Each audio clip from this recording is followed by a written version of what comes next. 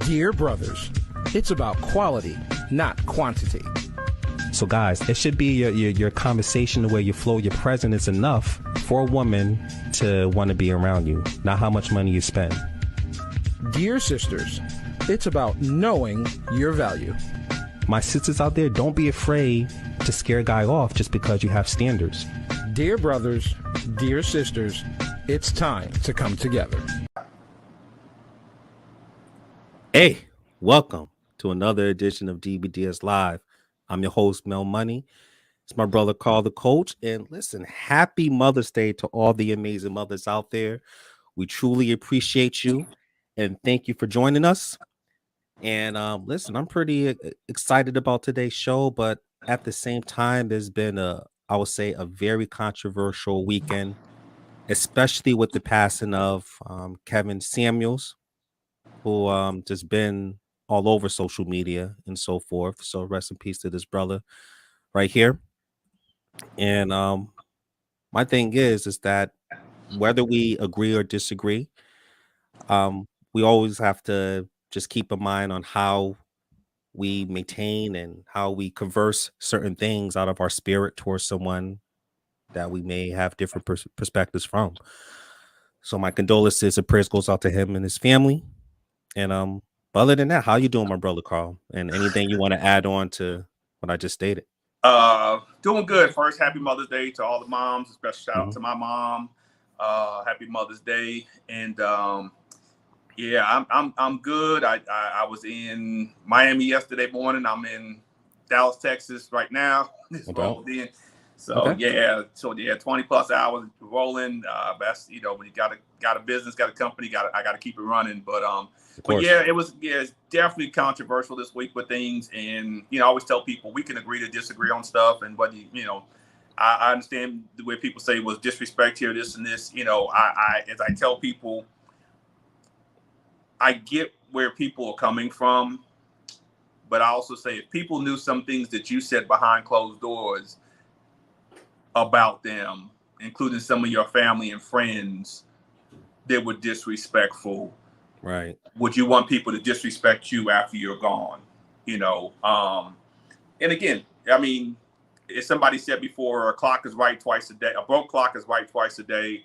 And I, you know, again, I didn't agree with maybe the way he said things, but I definitely understood some of the stuff that he said. And I, you know, and again, we're all entitled to our opinions. But it was definitely sad to see some of the comments that were put out there. I'll leave it at that. But you know what, my prayers to his mom, you know, to his daughter, you know, and those who were close to him, you know, I pray for their comfort through this because again, like I said, he's a young guy, 56 years old. So, it's a young life, man. You know, yeah, I mean, that's a few years older than me. So, you know, we just talked about health. You know, we got to be conscious about that and what we do. So, you know, but I also understand too, you know, we got to be conscious about the legacy we want to leave behind, you know, while we're here. So, but yeah, so we'll.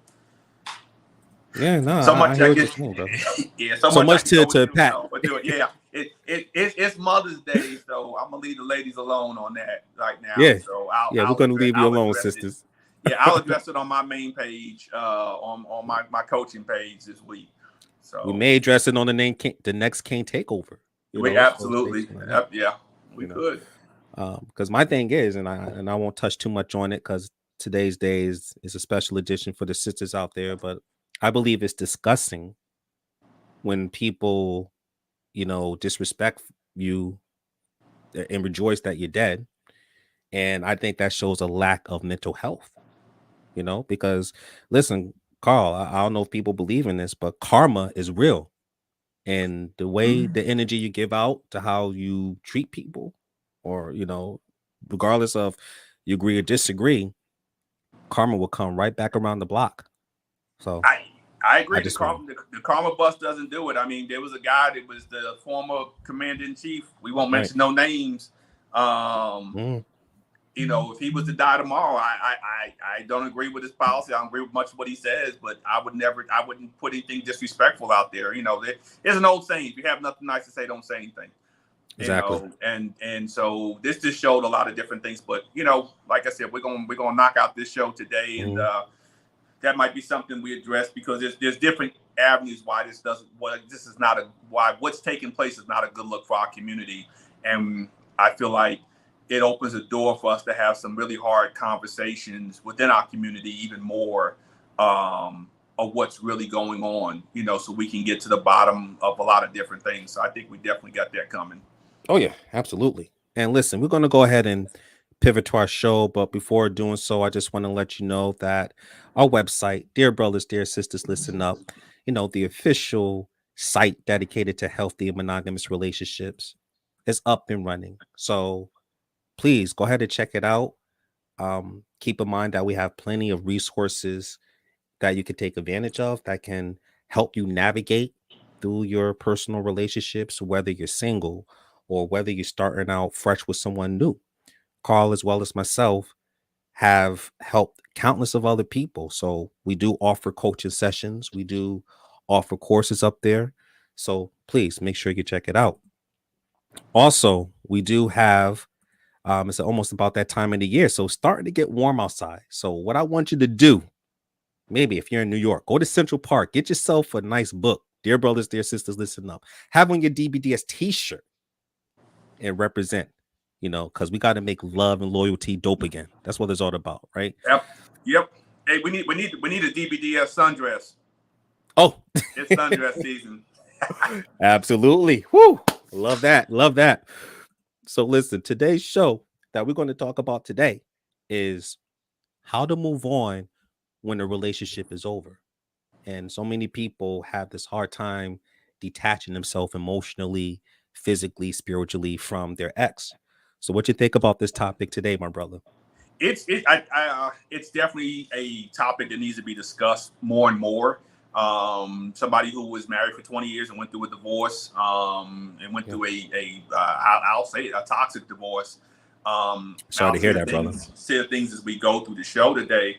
But, you know, I love with the topics we have, because it, you know, it gives you a chance from my perspective of things I had to do different and stuff like that. But there's a lot of work that goes into it. And I don't think people realize it takes time. I'm always, I'll say this and we can bring on our guests, but I'm always questioning when I see somebody jump out of a marriage or relationship on Monday and they're in another relationship on Tuesday.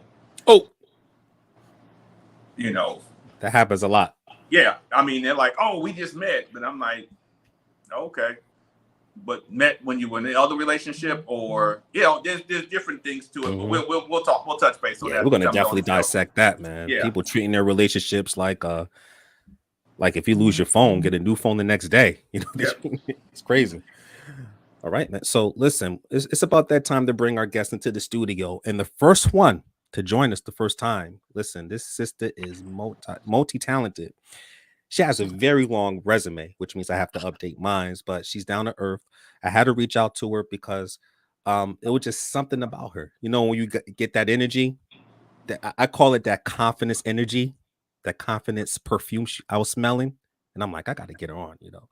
So we're going to welcome my first sister into the studio, Zeina Sparks. Welcome to DBDS Live. Can't hear Zeina. Oh, she's mute. I got you. Hey, all right. everybody. There we go. I'm used to the Zoom rooms and being in class, but thank you so much for having me. Thank you. Oh, you're very much welcome. Here. Yes. So tell the people a little bit about yourself, where you're from, and why you're on the show today. Well, I am from St. Louis, Missouri, Show Me State. I am first and foremost a servant of the Most High. I love me some God. Okay. I am also an ordained reverend. I'm currently in seminary studying to be a hospital chaplain. Yes. Additionally, I'm a serial entrepreneur, businesswoman. I'm the CEO of the Darrell Thomas Foundation, where we raise awareness for cardiovascular disease in young athletes. I started this almost 4 years ago when I lost my 13-year-old son to an undiagnosed heart condition. So if you don't know CPR, you definitely need to find somewhere who does it. In St. Louis, we offer it for free, monthly classes for CPR training. I also am the owner of Savvy Wallace Properties, the home of your favorite themed suites. I'm a co-owner to Short-Term Rental Academy, where we educate people on how to get into the short-term rental business. And I'm also, last but not least, the president of Sisters in Christ at War. It's a women's ministry where we're discipling women and helping them get closer to Christ. So that's my resume. That's what I'll be busy doing. Keeping You myself. know, when you was going through that resume, I was just picturing, visualizing the hat, like poop, poop, keep on changing on that. Yeah, not to mention accountant and director and everything in between, organizer, marketer, all that. Yeah, it's a lot. That's amazing. But I think it's amazing that you're giving back to the community and you helping those, that are not very well versed of understanding like financial literacy or short-term rentals, or even from a biblical perspective, how you breaking things down. So we greatly appreciate what you're doing. Thank you. We need each Absolutely. other. Absolutely. And next, coming into the DBDS live studio, man, this is my sister, man. I have to say, man, if we can go back in time, literally we will be blood related sisters, you know what I'm saying? But she is down to earth and she speaks her mind, and I love her dearly. So welcome my sister Patience back to DBDS live. Oh, hey guys. Oh, Hey, hi Patience. brothers. Hi guys. How are you? Yes. Happy Mother's Day. Woo. Happy Mother's Day, my sister Yes, Zeina. definitely. So we do have some new people in the DBDS live studio. So tell the people a Yes. little bit about yourself, where you from, and why you're on the show today. Awesome. Well, my name is Patience Yaboa, and originally I'm from Ghana, West Africa, and I've been in the States for a long time. I currently reside in California with my fiance, amazing fiance, and my 10-year-old son. And why I'm here today, oh my goodness, I love this, platform, obviously, and such a positive, amazing things that is going on. And I'm just glad to be, part of it, having a healthy relationship, especially, going into marriage. I'm just excited to learn from just the platform and everybody that comes on and just what you guys are providing. So thank you. It's honor and having you guys on my show. Thank you so much, my sister. We greatly appreciate you coming on and everything that you do as well. Thank you. All right. So before we even pivot to our topic, I do see Marie Davis, George, Chanel, Shamika, Tamika, and Tiffany. So appreciate you guys from joining in, and more that are coming into the studio. We appreciate it.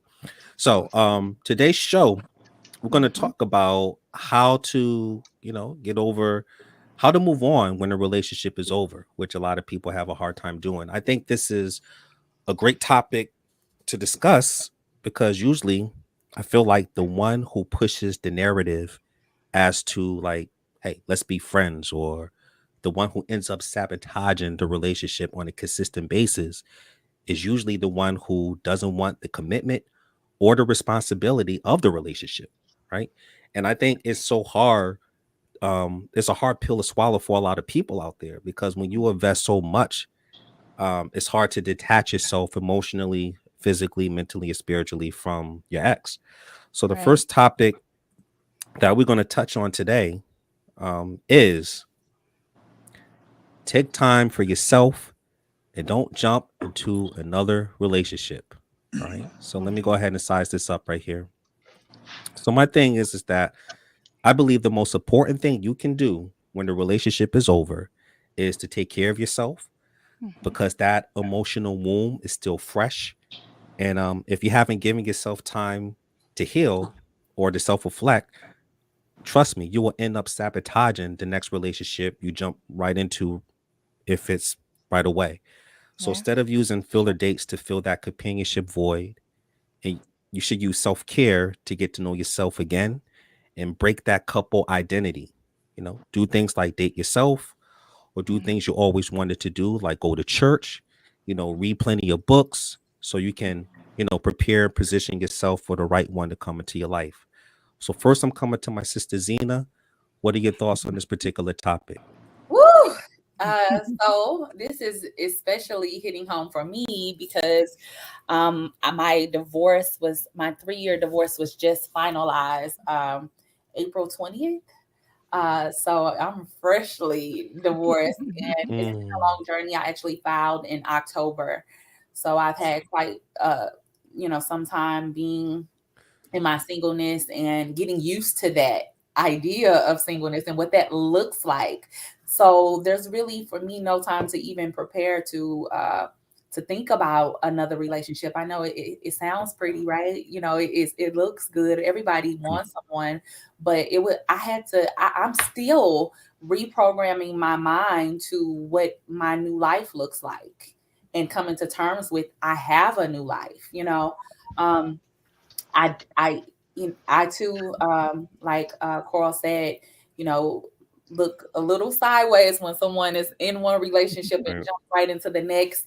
I think it's a setup. It's a setup for problems, for issues. There's no way possible that you're just ready that fast. It's really much so like grieving. I Yeah. felt like I was going through grief, and there's Wow. stages to that, right? So with that, you have to allow yourself to go through all of those stages of a death of a relationship, right? Mhm. Yeah. um and so it's not easy, but it's absolutely necessary. I find that journaling, Mhm. counseling helps, because especially in my situation where it came apart, all of a sudden. It wasn't things leading up, it was just, wow. um I needed to just figure things out. You need additional help. And I'm a minister. So, some people be like, oh, but you're always giving other people, but I need help over here. I need somebody to come wheel it in and help me think outside the box and Word. Word. all those things. So, but one of the things that I have done, Mhm. that's, I know that a lot of my single women, they feel very lonely after a breakup or, their marriage dissolves. For me, I date my community. I date the people, the men and women God have put in my life. Uh, those friends that those friends you're always like, oh, we need to get together. We need to get together, but you never have time to. You never see them, and you always saying that. I actually put them on my calendar, and Wow. I'm filling up time. I'm calling those people I haven't seen in a while. I'm feeding the hungry. I'm volunteering my time. And when I'm busy with my father's business, right? Mm. I don't have time to be lonely. I be Right. tired, y'all. Like real, like I'm done. And then you have to get up and do the same thing the next day. So I just say, just get busy with your father's business. Definitely take care of yourself, and not get into a relationship immediately for sure. Okay. Very well said.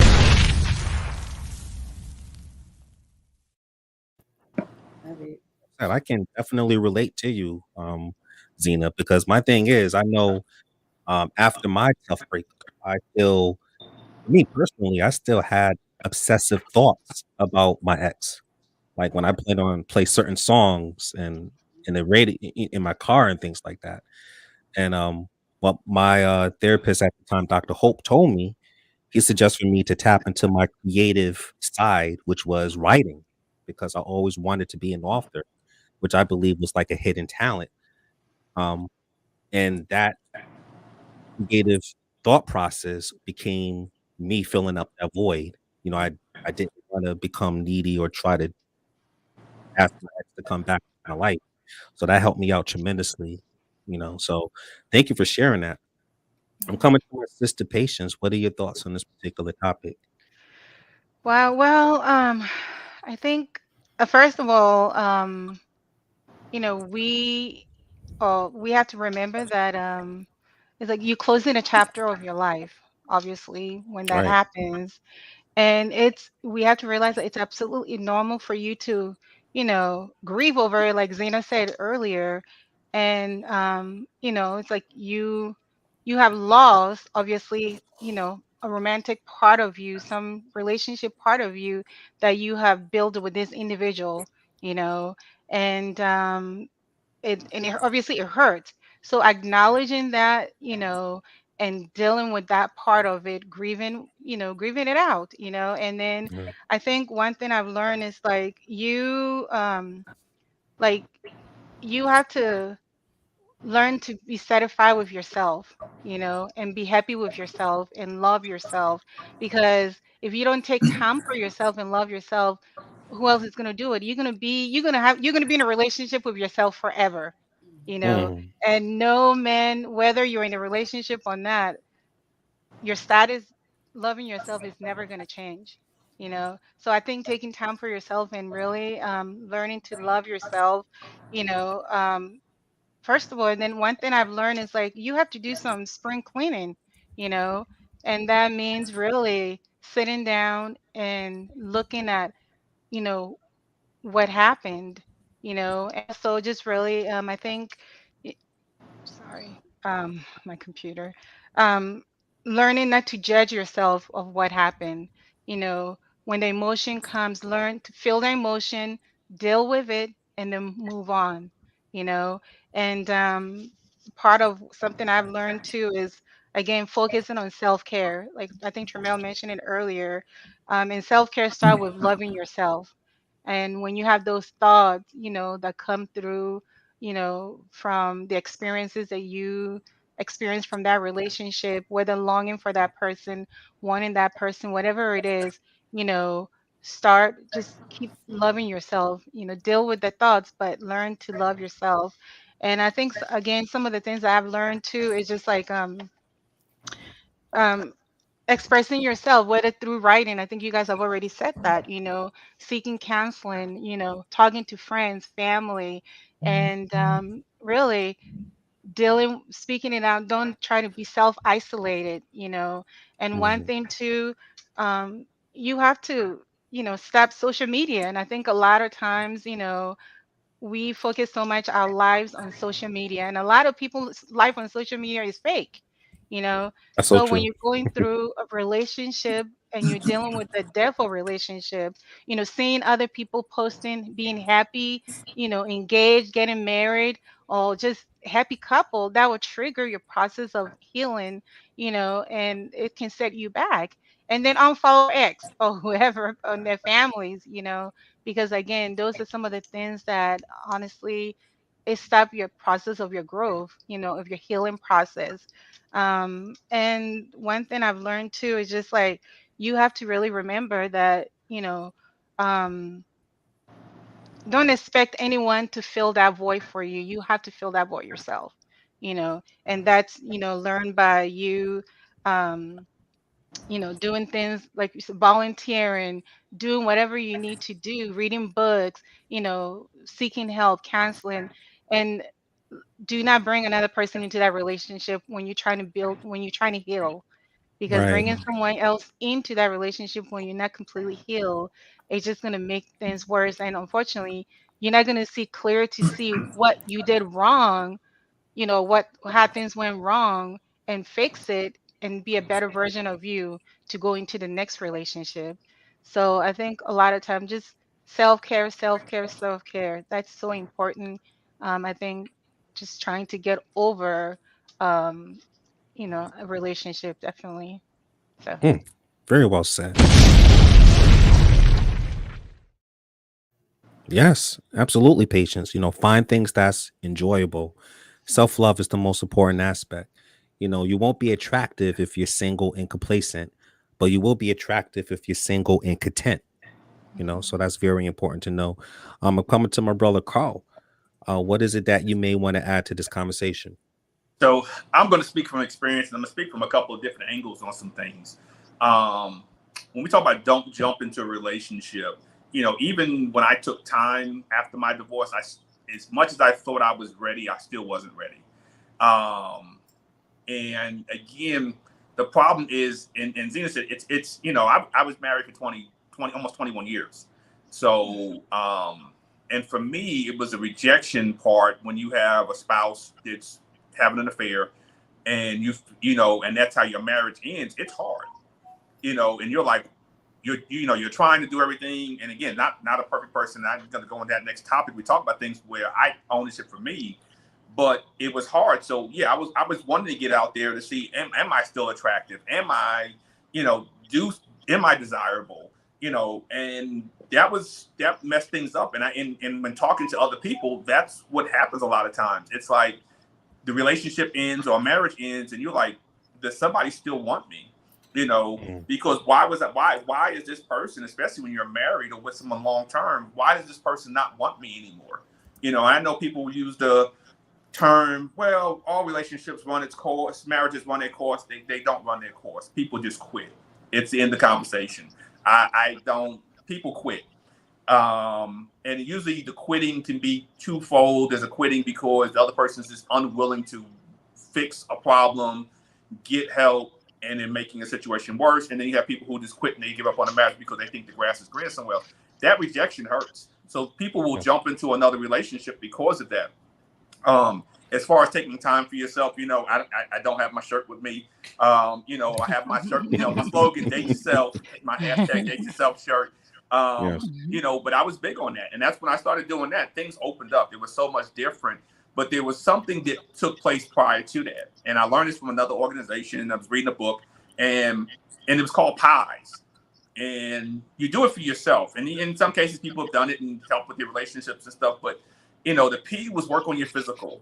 You get out, you work on yourself, you get healthy. And this is not to win your spouse back or to get that person back. It's just really for yourself to feel good, because ending a relationship is stressful. You want to get that stress out of you. You want to get that toxic energy out of you. So you're working on that physical with that P.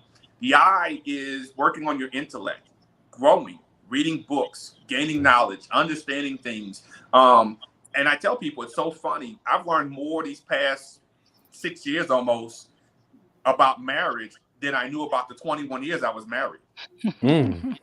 So, it's amazing what you do, but I spent that kind of time learning those things. The E is the emotional part, because you're going to go on roller coasters. It's going to happen. Yeah.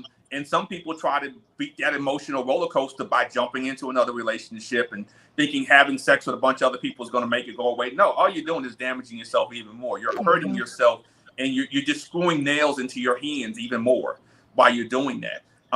So you work on your emotional part, and part of that comes from seeking therapy, getting a coach. I know people say talk to friends and family.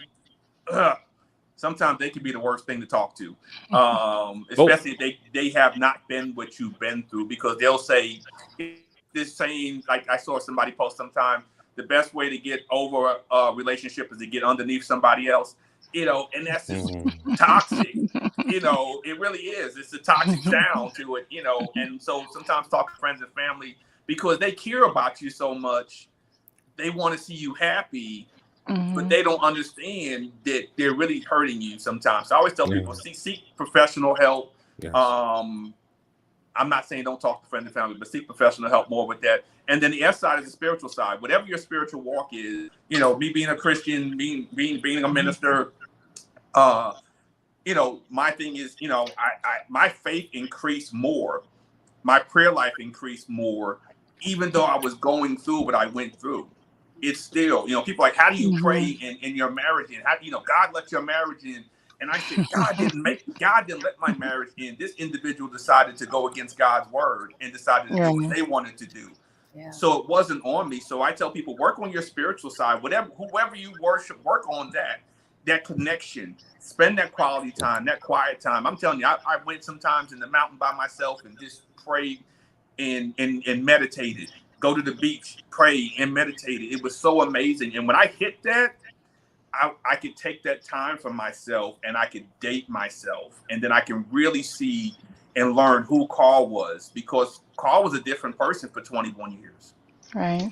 I'm a new person now at this point in time.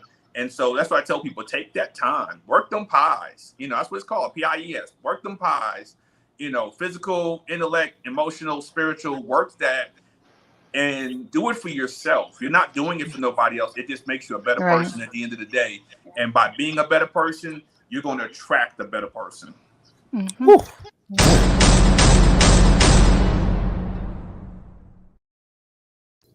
Man, Karl, you was just dropping crazy nuggets, man. Definitely. It got me thinking, man, because my thing is, I mean, just taking off my college hat just to go back in the days. I remember my communication professor taught me Mhm.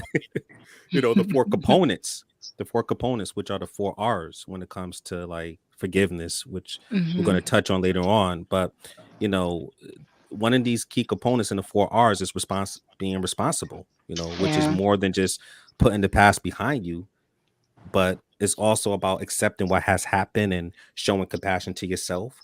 And then the second R is remorse, where you may experience negative, those negative feelings, which are pretty Mhm. much normal. But at the Mhm. same time, it could be a springboard for a positive behavior in the long run. And then you have the third R, which is your restoration, which is based on making amends, even when the person you are forgiven it is critical. It's the critical component when it comes to forgiveness, right? And then Mhm. last is renewal, which is where forgiving yourself often requires finding a new way to learn from the experience as you grow as a person. So this will also teach you how to self-reflect, and you need to understand why you behaved the way you did, and maybe why you feel guilty, and what steps you can do to prevent that in your Mhm. next relationship. So they talked about that all the time back in my college days, the four R's and so forth. So very, very I love everything you said, Carl. You just dropping those nuggets, brother. So now we're Mhm. gonna touch on yeah, we're gonna touch on some comments right quick. So the first comment, all right. So first comment is, do you think we were put on this earth to be alone? I agree with being single, but I also believe we are not meant to be single forever. I'll have you answer that first question, Carl, if you want. Um, I mean, well, the Bible says man was not designed to be alone. So I agree with we're not supposed to be alone. But I also Mm, feel like that there are seasons in singleness that we need to grow. So that mm, so we can attract what we're desiring and what we become. But no, I don't believe anybody's designed that. But now if we look at it, and this is going to go the oxymoron to that, you know, as we look at the numbers, women outnumber the men yeah, around the world, globally. true. So, will every woman find a man? Mm, I'll leave it with that. okay. Patience, do you want to add anything to this person's question? To this anonymous person? Um, yeah, definitely. I think you know, we are not created to be alone, but Mm, unfortunately, um, the way society we're human beings, right? We're not God, and we all have faults, and unfortunately, we a lot of times we hurt each other, you know, and in hurting each other, a lot of times it's caused, people to don't even want to deal with each other, you know.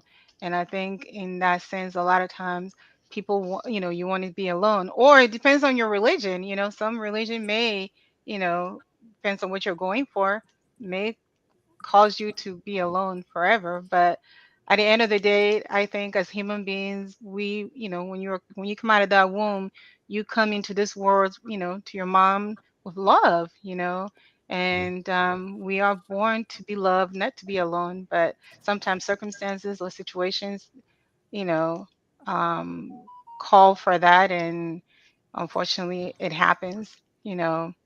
But I think I agree with Carl saying, especially nowadays, you do have a lot of, you know, the opposite sex going for the opposite sex, going for the same sex, and so as far as a man and a woman relationship, it is becoming less and less in a lot of ways, because of people's choices of partnership and, okay. and people to get involved with and so far. But if you're really looking for that one-on-one, this, opposite sex and so far, um, women are more than, men. And I know that some Yeah. cultures, you have men that are involved with multiple women, either married to them. My own culture back in the days, my grandfather had 8 wives, and you know, and that just that's Ah, thank you for so appreciate yeah. that. All right, thank you. And not just same sex. There are some brothers and sisters going with animals too. I mean, it's getting wicked. It's true. Crazy. You know, beastology. You know, Mhm. hey. What about you, Zeina? What Ooh, is your? Do you want to so answer the sister question right quick, I or do. brother? You know. So I agree with my fellow minister. You know, it's that the scriptures tell us that it's not good to be alone. But as we know, just based on statistics, like he pointed out, that we outnumber men. And again, you bring in, you know, relationship status and things like that. I believe that God knows the desires of our heart, right? And He wants to give them to us. And I believe when you are being obedient and you walk by faith and you're living a life to be pleasing to Him, right? That you can reap those benefits of His promises. I believe that a lot of people are or don't necessarily always do that. Again, they're doing what the world tells them to do, what culture tells them to do. Mm-hmm. They about to have a hot girl summer. They, you know, don't want to get up under another one. I do not believe if that is what God is wanting you to do. You know, I think He's wanting us to take that time, date your community, you know, seek His face first, and then everything else comes. I find that, you know, we are trying to do everything under the sun, dating sites and all, you know, just looking out instead of looking in and looking up. So you know, it's I do not think that we're supposed to be alone. I think that we make decisions like Patience hit on too that create that space for us to be longer than what we may longer than what God may have intended for you to Right. be. You know, I always, you know, when I think about doing something or going off, I'd be like, you know, but my promise could be right down like a month down if I just stay on the straight and narrow. Because the moment you get off, here come the enemy with all his baggage, all his lies, and you be in a wilderness for 3 years with this man that you thought was late, but you knew it based on what he was showing you, he wasn't it, you know. So yeah, that's really my stance on it. Seek the kingdom first and everything else will follow. And I know it's hard because, you know, you can't see that, but you can see this, you know, but when you try to do the same thing over and over and keep getting the same results, we all know that that's insanity. Right. So, you know, I just really am forced to try something different, and I'm trusting God in my walk now, and I'm encouraging women to do the same. Yeah, so that's what I Okay. All right. Appreciate the answers from all the panelists.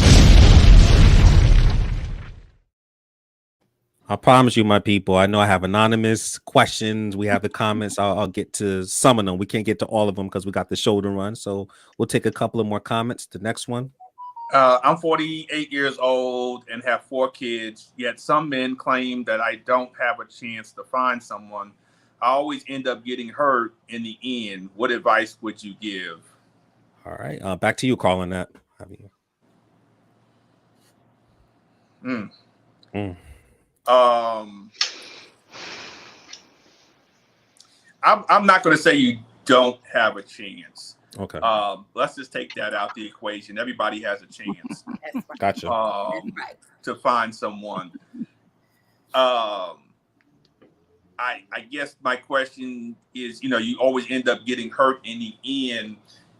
To me, that makes you the common denominator. And I'm only going to say, if I'm not, and this is not to put you down or whatever, but you may need to look at yourself and realize while you're entertaining, not attracting, because we can attract anybody, but Right. while you're entertaining the wrong type of men. And if, you know, and if you're bringing men in because your expectation is for them to be a father to your kids, to do all these other things, you might need to take a step back and really reevaluate those type of men that want to do that. Especially if he's a single man, he doesn't have any kids. That may be a lot for him. He sees you. I know women do the I'm a package deal conversation, and I get that. But where's the responsibility of these kids' father prior to him coming in? But my biggest thing is take a look at why you continue to entertain the wrong type of men that continue to hurt you. I'm not saying it's your fault. I'm just saying sometimes we keep attracting the same person in a different body. And until we realize why, we're going to continue to have the same results. Yeah. I'm glad you touched that with the sister. I'm coming to you, Zeina. Anything you want to add to this sister's question? First and foremost, no, like I do not agree with that. I do not agree with that. You're talking to someone who believes, well, first let me say this. What is for you is for you. What God has for you is for you. Nothing, nobody, I don't care how much they make or who's in charge of what, they can't stop what he has for you. And as long as you have that type of faith and you're trusting God for it, I believe again, he knows the desires. He's not a man that he can lie. He will definitely deliver. And and you're talking to a woman who believes that God can make a man out of dirt. Okay. He did. Oh, he did. But like, and what I'm saying is, people here in St. Louis, a lot of women say, "Oh, ain't no men in St. Louis. Like they just tired. They just this that. We got to go out of town to find a man."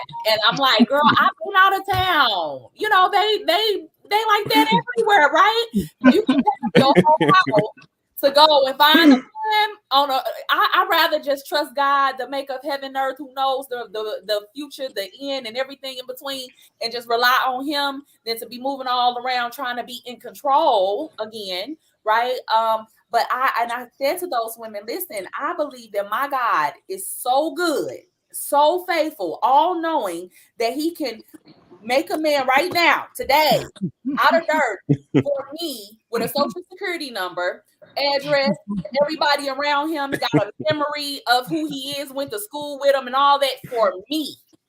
I believe that, right? So you just have to, walk by faith and not by sight. Don't let these people be lying to you. They don't know. They don't know what's probably going on in their own home. Okay. And I'm talking from experience. So just keep trusting God and having faith. Very well said, my sister. Now, I'm going to ask you another question, then I'm going to go to patience. But what if this person, what if she's atheist? Right, that's what I was thinking. So I'm going to comment on from that perspective, because not everyone is. This is true. So what advice would you give this person logically? If they don't have that anything faith? Is possible. Anything is possible. Okay. When none of us know the future, nothing, none of us know what tomorrow holds. And never say never. Okay. I mean, this person could be in a cult like Harry Potter. I mean, I don't know, but thank you. I appreciate the I'm coming to my sister Patience. I mean, any advice you have for this sister? Like 48, 4 kids. I think, first of all, how old are the kids, right? Because if they're older, then, that shouldn't be a baggage. But if they're still young, and then obviously, that's, obviously. But I think the most important thing is I'm 45 and this is my first marriage, right?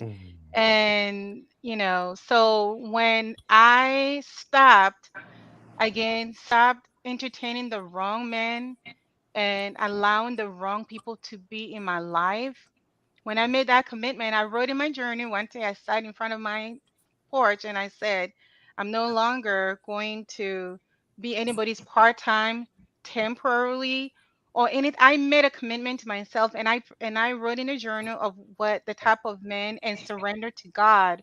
Again, like Tremel said, okay, maybe you don't believe in God, you believe in something else, whatever it is that you have your faith in, but you got to stop and really make a decision and stick with that decision of what you want.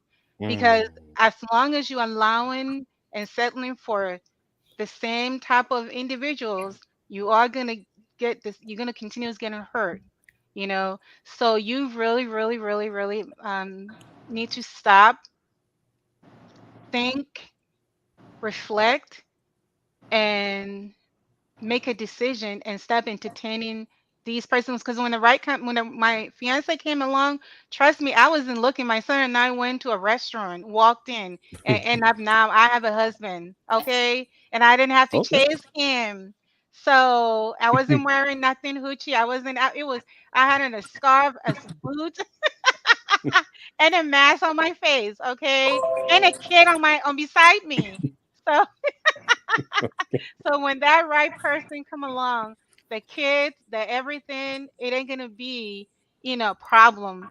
All Right. I can encourage you to do is stop entertaining and reflect and make a decision that until that person comes along, you're no longer going to entertain those so you continuously to get hurt. So that's Mm, just my advice. very well said, man. Woo.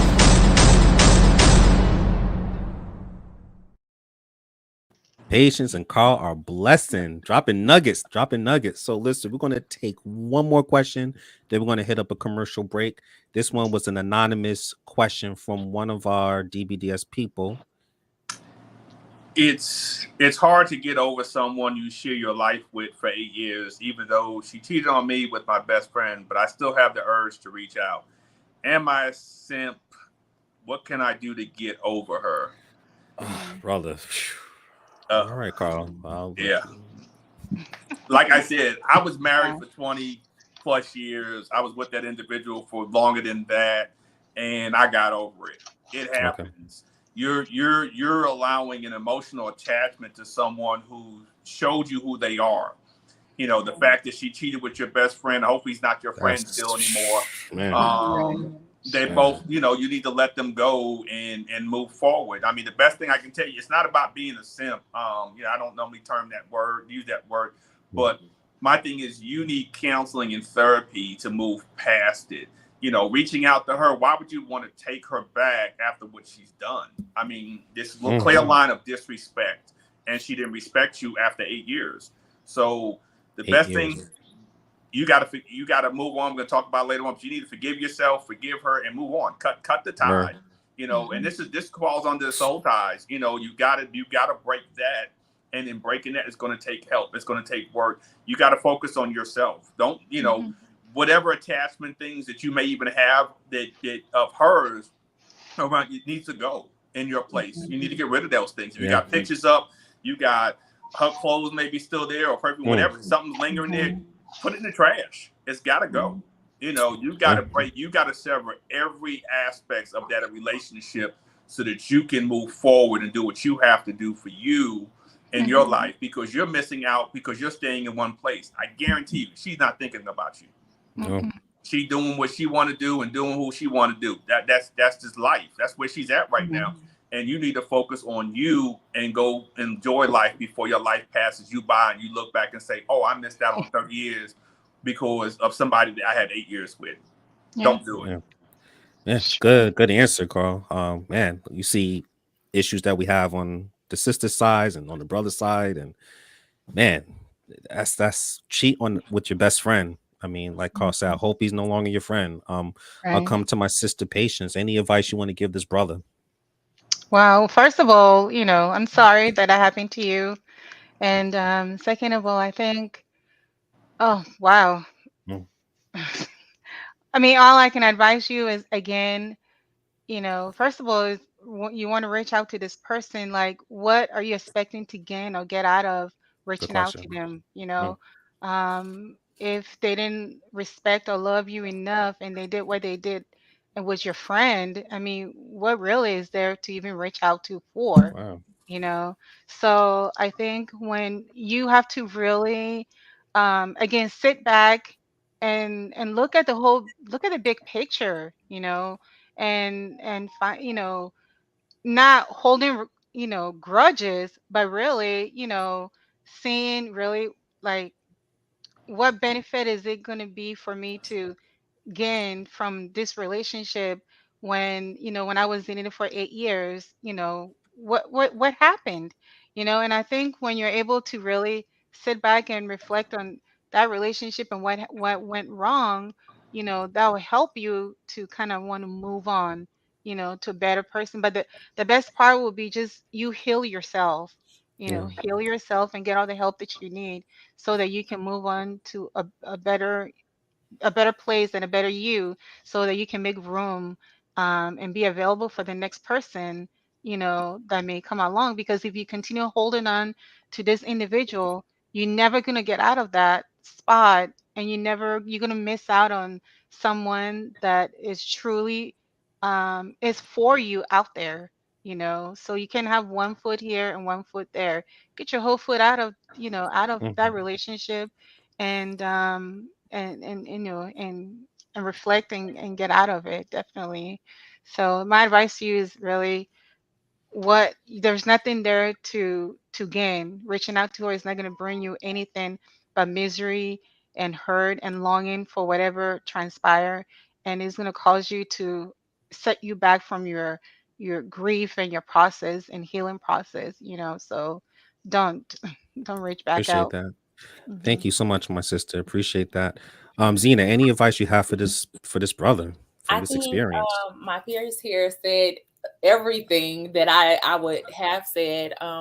What I was thinking though, and I wrote down, was take what's good and leave the rest. Mm, We can tell from just I can read your heart and your love that you had for her. I'm sure that you fought tooth and nail, and you did all you can do before the relationship dissolved. Um, so with that, again, taking the time to reflect about um, how you can be better, and cherishing those, what was good, and knowing that it didn't happen to you, but it happened for you, because you're mm, still here, and you have another opportunity every day to get it right with somebody else. And I just would hate for you to waste your time, your precious time. Okay. You talking to someone who lost her son unexpectedly. Like, time is not promised to us. Don't you waste mm. one more day crying, or feeling resentment, or any negative feeling surrounding this woman. Take what was good and keep it pushing. Um, Hmm. and that's all I really have to say about it. Man, One more day. appreciate it. Not one more day. One more day. No more. No more. We're gonna end it today. Tomorrow's Woo, another day. man, telling you. What I love, especially hearing from the sisters, is that you can see it from a different perspective. I did not hear not one response from either of our sisters asking what did you did wrong in order to get played like that. So I just wanted to point that out. I appreciate it that you guys just gave stern advice, and that's simply amazing. So listen, I know that was one topic. I told you guys that was only one topic, but the show's growing, and we're gonna try to answer as much as we can. But we're gonna keep it moving. So we're gonna take one quick commercial break. When we come back, we'll continue our conversation. This is DBDS Live. Sit tight.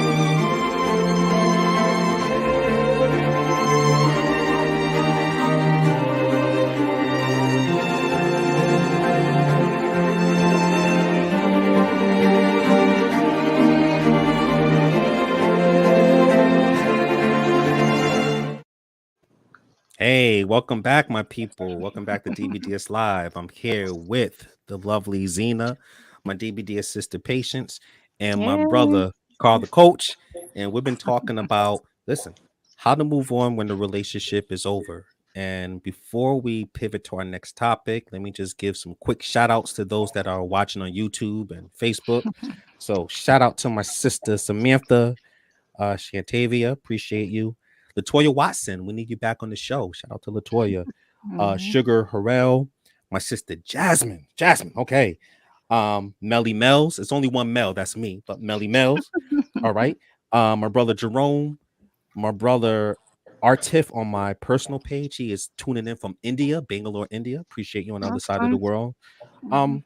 Just thank you everyone for joining in, and happy Mother's Day to all the amazing Yes, sisters out there. We definitely. greatly appreciate Yes. that. All right. Yes. Ooh. Woo. So the next topic that we're going to touch on, based on this topic we're discussing today, is review the role you played in your previous relationship and work on improving yourself. So let me tell you why this is very important. So my thing is that I know it's a hard pill to swallow for a lot of people out there, because this is related to accountability, and a Mm-hmm. lot of men and women who have a hard time moving on will blame every negative aspect on their ex as to why it didn't work. And from my perspective, when you truly self-reflect, it will give you a deeper analysis of yourself as to what areas you can work on. For example, listen, I'll use myself as an example. My previous relationship, yes, my ex end up cheating on me, but at the same time, I was a very passive aggressive communicator, meaning if I didn't like what she said, I would brush some of our issues underneath the rug, and that created more problems within our relationship. Excuse me. But after self-reflecting, I worked on my communication skills, verbally and non-verbally. And when it came to my wife, April, listen, we don't argue. Mm-hmm. We have disagreements here and there, but we work on solutions, not the problem. So it's very important to self-reflect. So first, I'm coming to my sister Patience. How Mm-hmm. important it is to review the role you played in your previous relationship. Oh. Well, very important, definitely. Obviously, I think sometimes when, relationship goes sour, I think a lot of times we become blind, right? And forget the part that we play in the relationship and what happened. And we start blaming the other person or the other individual for what happened in the relationship.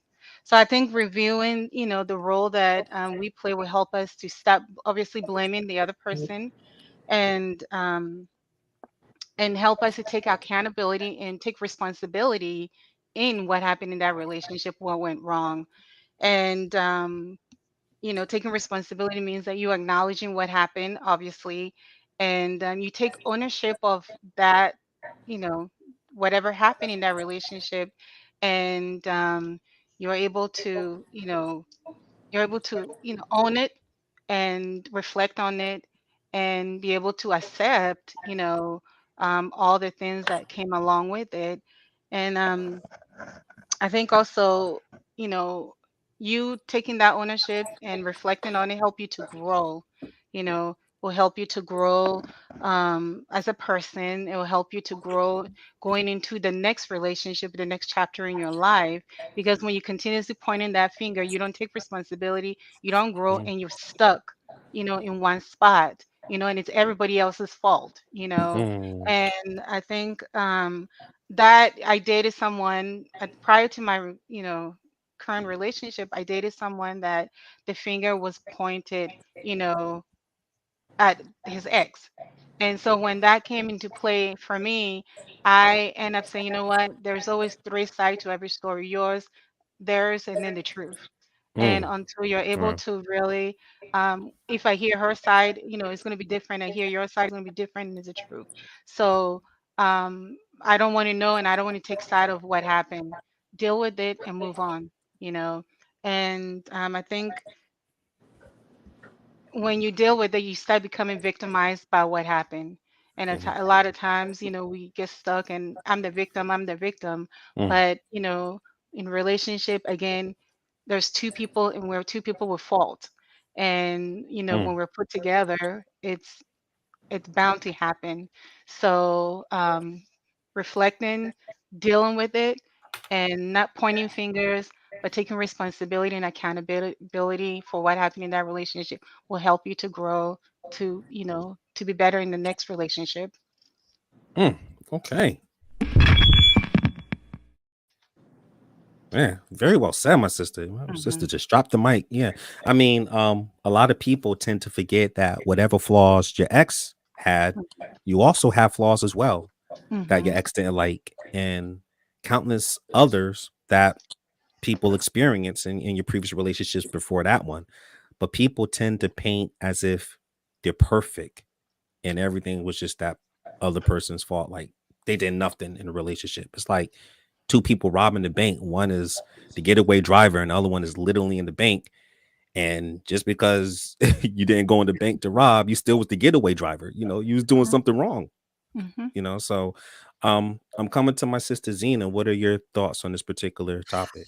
Yeah, this is you know, this is really difficult. I set myself up coming in here newly divorced on this one. You know, so one of my first things I have is to just standards. I found that in my breakup, while you know I definitely took accountability, right? I definitely, you know, tried to fix it, was willing to do all the work necessary. Um, Sometimes that doesn't happen. Like you have an unwilling partner, and I think we need to acknowledge that sometimes people just don't want to, you know, and you're, you know, fighting alone. I found that when I had to look at, you know, what I did or what I could have done better or whatever, it wasn't so much as being a good wife. I honestly felt that I became almost like a doormat because I was trying to be such a good wife that I let so much slide. And I really wanted to lift that up for people too. Like you can really be trying and doing your best and checking yourself in, because I'm really good with checking myself and looking internally, looking around like, okay, I'm doing this, and you know, reaching out, getting help, all those things. But I definitely believe that there were things that I did not check and or examine and question in being, you know, loyal and try not to be the nag and try not to do that. So I think that it's really good for any relationship, and I think we're all still hitting on that, to have standards, to have boundaries, to have, you know, those lines for your own self, so that when, you know, they begin to get cross, conversations can be had. Because for me, it was like, you know, I had my deal breakers.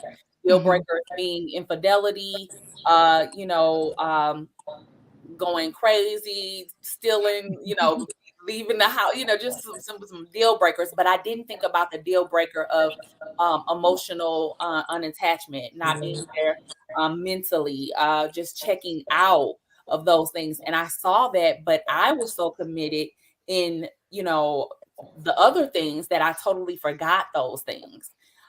So, and that's accountability. That's knowing now that I absolutely need emotional support. I absolutely need a communicator. So you know, again, learning those boundaries about yourself, but all you need, so that you can better do inventory of your relationship and tackle those things, because you sometimes you just miss them, y'all. Sometimes you just miss them. So Yeah. that's what I learned. Okay, sister. Vulnerability on that. Absolutely. I mean, my thing is, I feel like when you don't take accountability, it shows that you're not being honest with yourself. And I feel like it stints your growth to those that are not doing the mirror check. And it also does not position yourself for the right person to come into your life. Because let's say that, you know, you want someone that did cheat on you, right? You know, who's to say that during that course, that relationship, maybe you could have, you know, maybe your communication was always nagging, or maybe non-verbally you didn't show appreciation, you know, like even though what they did was, of course, wrong, I just think it's some sort of aspects, not based on somebody's response, like reactive, but I think there's still some sort of proactive way that everyone, whether they want to admit it or not, has done something. I won't say done, but there are always areas to improve in order to become a better version of yourself. That's the word I want to say. So I'm coming to my brother Carl. From a man's perspective, what are your thoughts on this topic? Like I said, again, I'm always transparent. I'll use my side of things, you know. Okay. Even like I said, again, even though my ex, you know, it was an affair, you know, and I wanted to work things out, I had to take a look at myself, because again, the first thing, especially with a man, when this happens, you know, everybody looks at the man and says, "Oh, what didn't you do? Right. Were you cheating on her? Did you do this?" You know, they get, you know, unfortunately, and ladies, no offense to y'all, women get it out. They get an excuse and they cheat. Not that there's just no good women out there. There's women out there that are just no good sometimes. But what I had to do is take a step back and take accountability. And where mine started was, you know, here's an individual when we were dating, and I cared and I loved for, made a comment that she initially didn't want to get married, think she would want to be married or ever want to have kids. Fast forward, she shows that now, you know, even in the way she deals with our sons. So, or lack of dealing with them, I should say. So that's on me. I chose her. That's the role I played in starting that. And then I played a role of messing up and not staying the lead in my household, because I was trying to please an individual that you can't please. And so I became somebody that I shouldn't have been. And so I'm robbing Peter to pay Paul to please somebody. I'm being dishonest on different things. There's my role. Now again, whether I pushed her to the door to do what she did, yes or no, she opened the door. That was a choice she decided to make. So, you know, I always tell people, as I coach, like I said, I won't even take a coaching client if they won't take accountability from their previous relationship, whether it's 1%, 10%, 90%. I'll give you your money back. I don't want your money. So, because I can't coach you to the next level if you're unwilling to take accountability. And that was the biggest thing for me I had to do. Like I said, I had to look at myself and say, what could I have done better? What could I have done different within it? Now, it doesn't mean if I had did those things at 100% done them better, it still wouldn't have ended. It doesn't mean that she still wouldn't have did what she did. It just would have meant that I was true to myself. Now, knowing those things and what I require and what I won't tolerate, again, as Zeina was talking about those boundaries, it works that direction. But I had to look at myself and say, yeah, I could have done this different. You know, and the one thing I did, I've shared it before on the show, is the mistakes that I made within my marriage, I actually typed them up, signed it, and gave it to my two sons. Wow. And so they got to read the mistakes that dad made. And even though their mom's like, oh, he couldn't put everything on there, they were like, yeah, here, look. and no response behind that. But that's real accountability. That's real humility. That's real digging in within yourself, because I don't want my two sons making the same mistakes when they get in their marriage. And I want them to be able to see those types of flags before they even, when they're dating, you know, at 24 and 25 and 19. Oldest has had a birthday. So yeah, 25 and 19. So I'm getting old. I keep old days. I'm getting old. We all good. I'm getting old too, brother. Not the sisters up here. The sisters, man, they look young, man. Right. But that for me is what. And again, and once I understood those things, I could work on myself. I could do the internal work, so that when I become a husband again, she's going to get the best of me. Yeah. What was great for me before, but she's going to get the addition on top of that, because I've done that work. And then I also understand, I know what I'm looking for in a queen now to partner with me in this kingdom and what we're going to build for this empire. So that all that changes. So again, it took me looking at myself.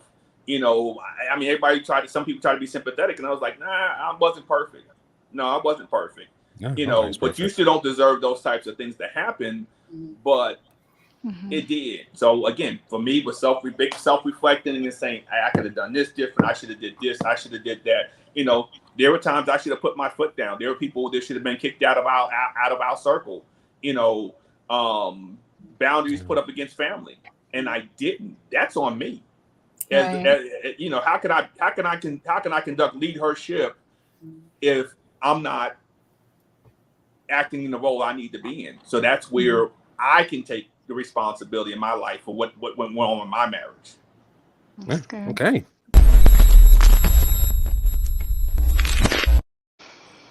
Very well said, my brother. And I like how you use the context of leadership, like leadership, but you said leadership.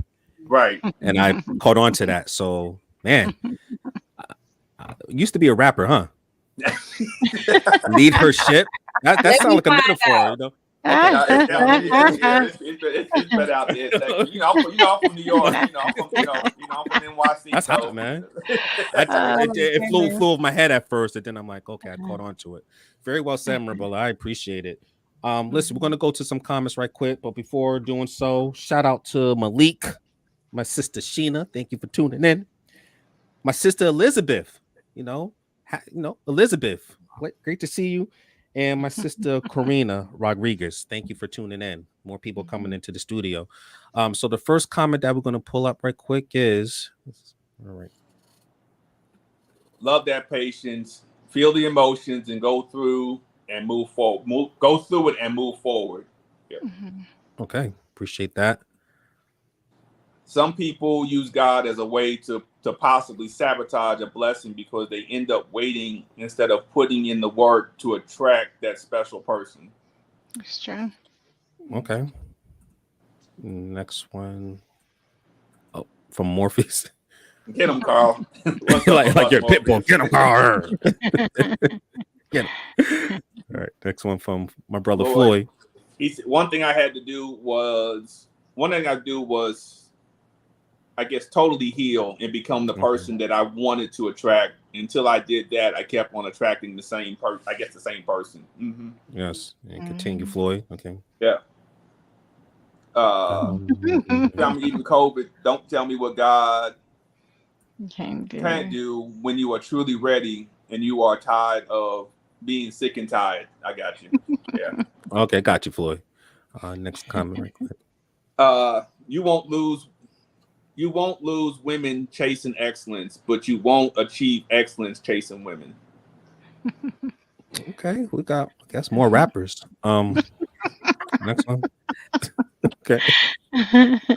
Marriage would be much more attractive proposition if family law, divorce law, and custody law were equitable. I absolutely agree with that. 1,000%. I'm not trying to go on no tangent, but the court system favors women, and I hate to say it. It sucks. I mean, in our community, like I said, 90% of Black women are filing for divorce in our community. 80% of women are filing in general, and so the court is skewed that way. Not saying that women don't have to pay sometimes when they go to court. I'm not even talking about that, but it doesn't work in men's favor, and I'm telling you, this is why a lot of men are backing away from marriage, because of that. So, to that comment, yes, it needs to be changed. I agree with you, brother. Yeah, me too. Next one from a recent Brookings Institute poll shows women. Well, what I just said. Look at that. Initiate 84% of divorce. Let that sink in. So. And last one from this brother. Okay. A wise man once said, never sign a contract with someone who gets paid to break it. Dropping nuggets, brother. Appreciate that, brother. Now we're going to go to an anonymous quick comment from one of these. All right. So what is it? Okay. I think in this day and age, being a gentleman is looked upon as being a simp from sisters and brothers. Most sisters only want the thugs. Like the old saying goes, nice guys finish last. Should I change? No, if you change, you're being fake to yourself. But anyhow, before you hold that thought, Carl, I want to get the sisters into this. So first I'll come to my sister I want Zeina. them to go first. Yeah, I'm going to say that. Let them go first. Yeah. Zeina, what you think of this brother's question? I love a gentleman. I think that the women who are, wanting the thugs or, just very much so part of the culture, probably very young-minded and not a mature woman, because a mature woman ain't got time to be bailing people out of jail. You just don't got time for that. You don't want that. You want a good man, a faithful man, a loyal man, a kind man that opens doors. And are you okay? Go ahead, girl. Preach it. Go ahead. All of those things. So that's not a simp. I think, and maybe I just, just from experience when I was younger, and I think I know what you're saying. Like, they want a balance. They want somebody who can tell them to put them in their place, to calm them down, that they don't feel like they can walk over and talk too crazy. They like a little bit of control, like, okay, I hear you, baby. I'm a pipe down. I got this, we want you to be able to switch it up as needed. So I wonder how you do in that area. Maybe it could be that oh, don't kill me for saying it's like too nice, because women can sense when they can, get over on somebody, or that they don't have a backbone. And if they're an alpha female like myself, we need somebody who can hold it down and stand their ground and not let us have our way all the time. So I would definitely, look more into that, and ask yourself, maybe ask some of the women in your life, maybe some people you dated, do you think that I am a pushover? Do you think I let you get away with too much? Because I don't think they're saying that just for not any reason. There has to be something there that is not that's missing. Because again, I've met nice guys who are not thugs, but who definitely have a backbone. So nice guys do not finish last. I'm looking for a nice guy, so that's a no. A big no. You keep being nice, you keep being kind, you keep being sweet, but don't let nobody get over you too, man, woman, or child.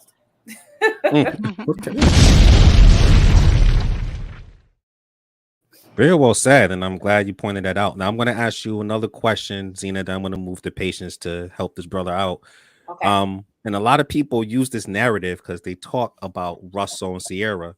So, will you consider Russell Wilson a simp based on how? Okay, just wanted to get He's you. a leader. He's a leader. He's a leader to me. Like, he can command the field. He can look, Carl, no, you talking to me? No, he's not a leader. He's I don't know that man. I just know he speaks well. From the interview, I don't know him, right? From the interviews that I've seen, he seems like a leader, somebody who's in control of his house.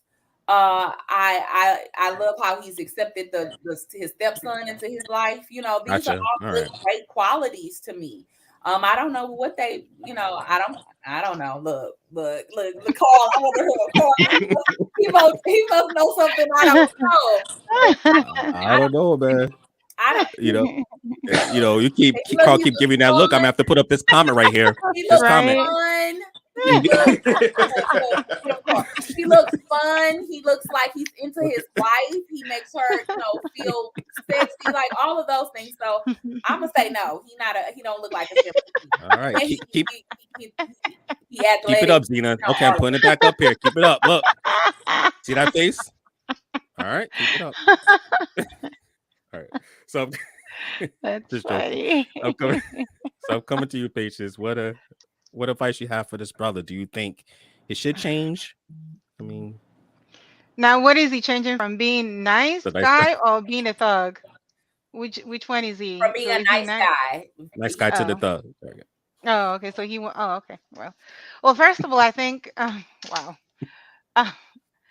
My question to him will be, first of all, what kind of women is he obviously dating or being around, right? Gotcha. Because, like I think Zeina said earlier, if you're dating a mature woman, right?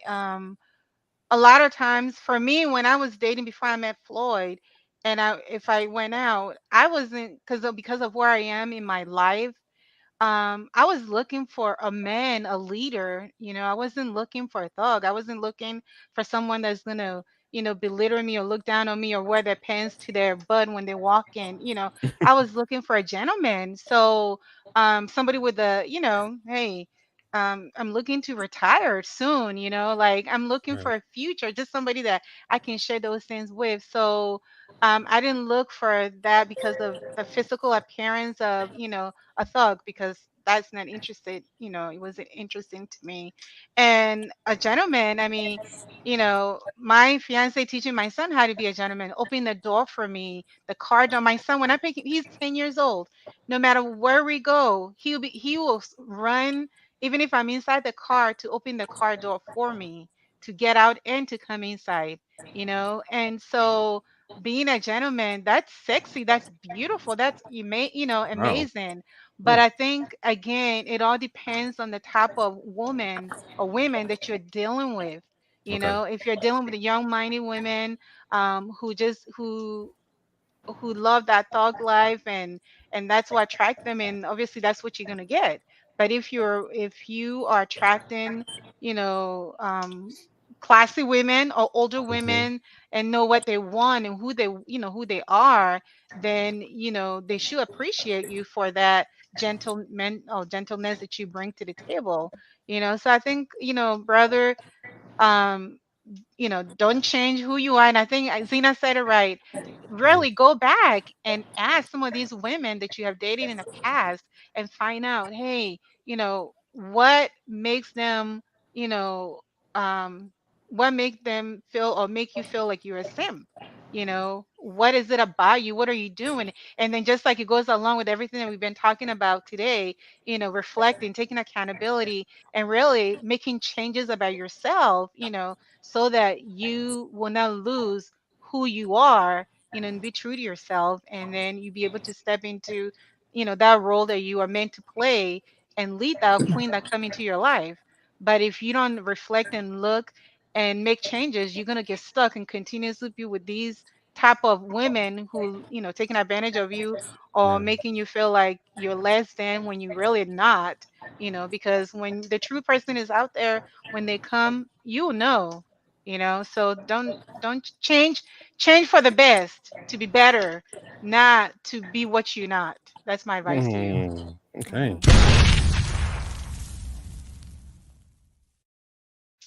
Xena and Patient dropping fire. I appreciate that. Yes. And the thing is, I guess both my sisters are stating, you're not being authentic when you're just trying to switch roles like that. That's not your core. That's not who you truly are, So I'm coming to you, Carl. What advice you have for this brother from a man's perspective, point of view? What you clapping for, Zena? Don't you? Because you, I'm you, trying to you, learn. you know. I'm I'm, trying to learn something. so this is my take on this. I understand what he's saying because I've been called the good guy. I've been called, it like the kiss of death. Oh, you're so sweet. Oh, you're really nice. You're one of the good ones. Those are kiss of death words to Yeah. a man. I'm just keeping it Okay. real, 100. And see, women Okay. think and again, it's. But when we're being authentic, and see, I'm gonna keep it real, 100 on this. Most women don't know a good man if he slapped her. And I'm not advocating violence. I'm being Right. honest with this. It's They true. don't, because they're too busy Okay. trying to tell us what a good man is, but you're not a Mm, man. So women spend all day responding to posts and all these different things saying what a real man is, what a good man is. And it's in their brain because I always tell them, I say, if y'all know what so many good men are and real men, why are all y'all single? oh, So yeah. you need to step back in your lane and listen to men who are doing things. Yeah. But we always talk about it, and I want to deal with the Russell Wilson in a second. But Okay. it does feel like nice guys finish last, and it goes to with the Russell Wilson situation. Okay. So Russell Wilson was married to a Caucasian woman before he married Tierra, Yeah. and he took heat for marrying her from all the sisters. The same sisters that are jumping up and down now that he's married to Sierra. Now, I applaud him taking the leadership and the fathership role of her son and their kids and what he's doing. But people will say Russell's boring. He's again, we all got different terms for stuff. Right. But if he had no money, would he have been on Sierra's radar? Mm, So just keeping it real. All the sisters were mad at him before he married Sierra, and then once he married in the same, because I watch women on my page go from one extreme to the other. Oh, Russell's a real man, this and this, but you called him X, Y, and Z when he was married to the other chick. Yeah. And I know where a lot of people have this argument with him and saying, calling him a simp, this. I don't consider Russell a simp. I don't consider him weak, punk, none of that stuff. I consider him a gentleman, and he stepped up and he's doing what he's got to do. And again, everybody, all the women are saying, "Oh, I want a Russell Wilson." Russell's got money. So what happens when you're making $120,000 a year and you got a guy that's a Russell Wilson that's making $50,000 a year? Do you pass him by because he doesn't have the money? Yeah, there's a lot of Russell Wilsons out there, brother. Yeah, like I said, the average black man makes $48,000 a year. The average black woman makes $36,000 a year. Those are U.S. Department of Labor numbers. Go ahead, Google them, look it up. Don't come at me with the numbers that black women making more than men. No, we're not gonna have that conversation tonight. I'm just keep those are real numbers and data. If but see, here's the problem where guys keep saying nice guys finish last. If you, that's so hard. If again, we all elevate, we all make changes, but think about everybody she dated before she married Russell. Okay. They were all hip hoppers. They were all street life types of dudes, and so again, the thug perception, and then, well, I'm really ready to do this. I guess let me go find me a Russell. And that's why a lot of guys feel that type of way out here. Gotcha. They're in the good guys are in these women's face from day one and speaking, but they're overlooked because they may not be 6'2". They may not wear rock. They may not be able to wear Timberlands. They may be a nerd or a geek. They may be all these different types of things, but he's not the cool guy. And I challenged some women I was talking to. I said, think about the nice guys in school when you were in high school. Oh, they didn't get the time of day, man. They sure didn't. They sure didn't. And now they're like, yeah. And you see what they're successful now. And then they're like, oh my God, I should have never passed up on him. But it happens. And again, we all have types and we all evolve sometimes. But that's where that narrative is coming from. Gotcha. These girls go out and they get with the bad boy. They end up having babies with these bad boys, and these dudes are no good to begin with. You knew they weren't going to take care of the kid, nothing like this. And now you come along and you want a Russell to step up and take care of you and your child at this point in time. And he does it. But then he's called a simp by other guys because he steps up and does these types of things. That's where the whole argument and narrative is coming from. But I think Russell's a good dude. I've never heard anything bad about him. I just laugh. Like I said, when I watched the sisters blast him, previous marriage, now he's a king and he's great. He's the best thing since sliced bread out here. They rocking and rolling, and I think that's just an issue we have out here today. But nice guys, it looks like we finished last because they're not picked. Like women will say, men won't settle down till they're on their deathbed and ready to be pushed around a wheelchair. Men will come back and say most women don't want the good man that's available until they're done playing in the streets and going to brunches. Wow, man.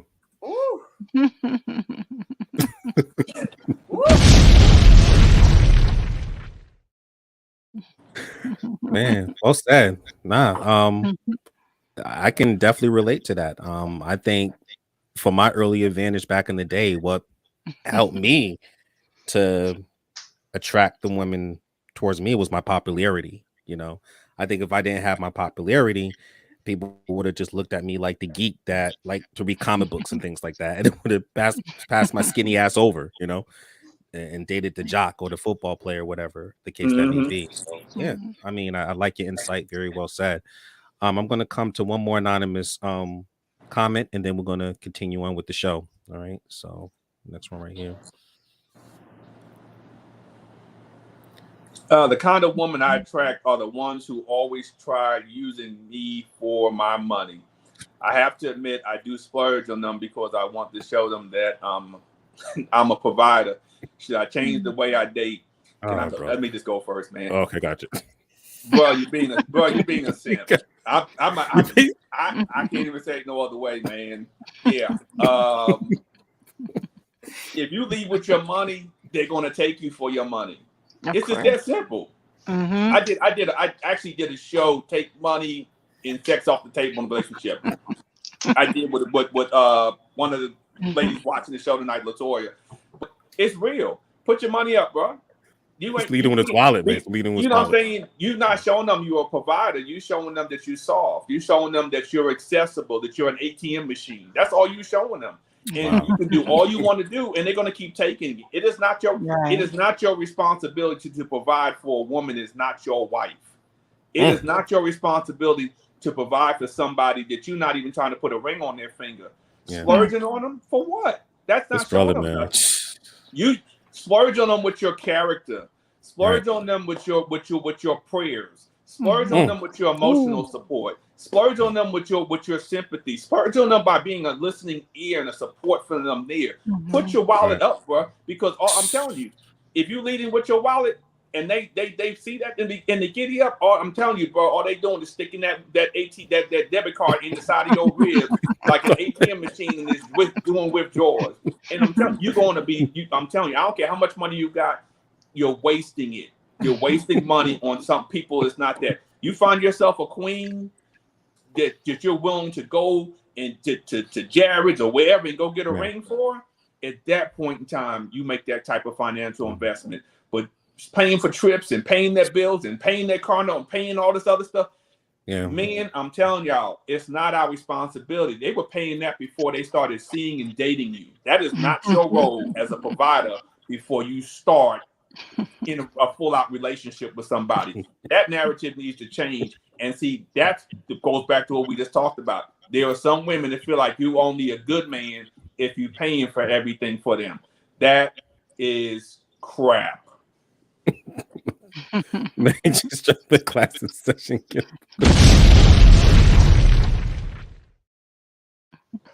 Yeah, that got Karl upset. He came out of his. No, because we see a lot of brothers that have the same narrative. That there was one brother, not one, but some brothers in our group that used to preach about putting like $100 on the first date in her glove compartment. And just stays from her and safe is from him. Secret admirer, splurge. That's what you need to do. And pimping ain't easy. And I mean, you have to. It's sad, you know what I'm saying? Because, like you said, you gotta splurge with your character. At the end of the day, you know what I'm saying. Like my first date with my wife now, was walking 2 hours downtown Middletown, and all we had was a $5 Subway sandwich. And she said that was the best day she ever been on. And she got tired of all the guys previously before me because that's all they did was splurge because she was pretty, but it was more about our conversation. It was more about what's inside of her and what's inside of me and getting to know each other. We kind of we didn't sleep together. We slept with our minds. That's what happened. And we just took it to a whole nother level, So very well said, Karl. I'm coming to you, Zeina. What advice you have for this brother that splurge? Jesus. Okay, so I was in a conversation recently about the definition of a provider. Again, for me, a very successful businesswoman, to me, provider doesn't immediately mean money or being able to provide for me. That's not something that I'm lacking and that I need, but I do want consistency. I do want a man to provide loyalty and let his yeses be yes and his no's be no's. I want him to show up. I want him to be considerate, provide these things, and be, just kind and things. So again, provider doesn't always immediately mean money. You can definitely show them that you are a good man by doing the things that I said. Just showing up. I think you'll be surprised at how many women are just happy to see a man show up. So again, you just wasting money that you ain't even really gotta spend, baby. You ain't got to do all that. And again, if you have to do that with that woman, if you have to, because that's what she requires, then maybe she's not the type of woman for you, because nobody should come in feeling like you should be buying gifts and doing that. Sounds like she may need some growing up and she may need to reconsider her career, right? Because that's just not what a woman like myself is looking for. So I would say stop it. Don't, definitely, I think it's good to, pay for dinner, the movie, especially if you've asked her out,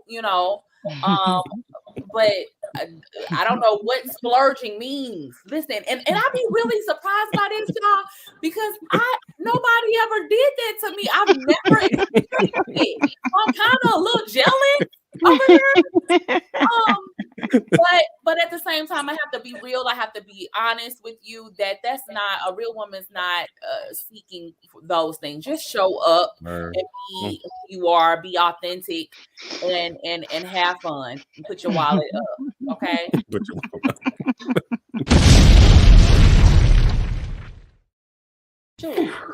This is going hard. Like, what I'm doing wrong. Carl, you got the sister type up, man. You got the sister type up, Carl. Splurge. What's that? Right, girl.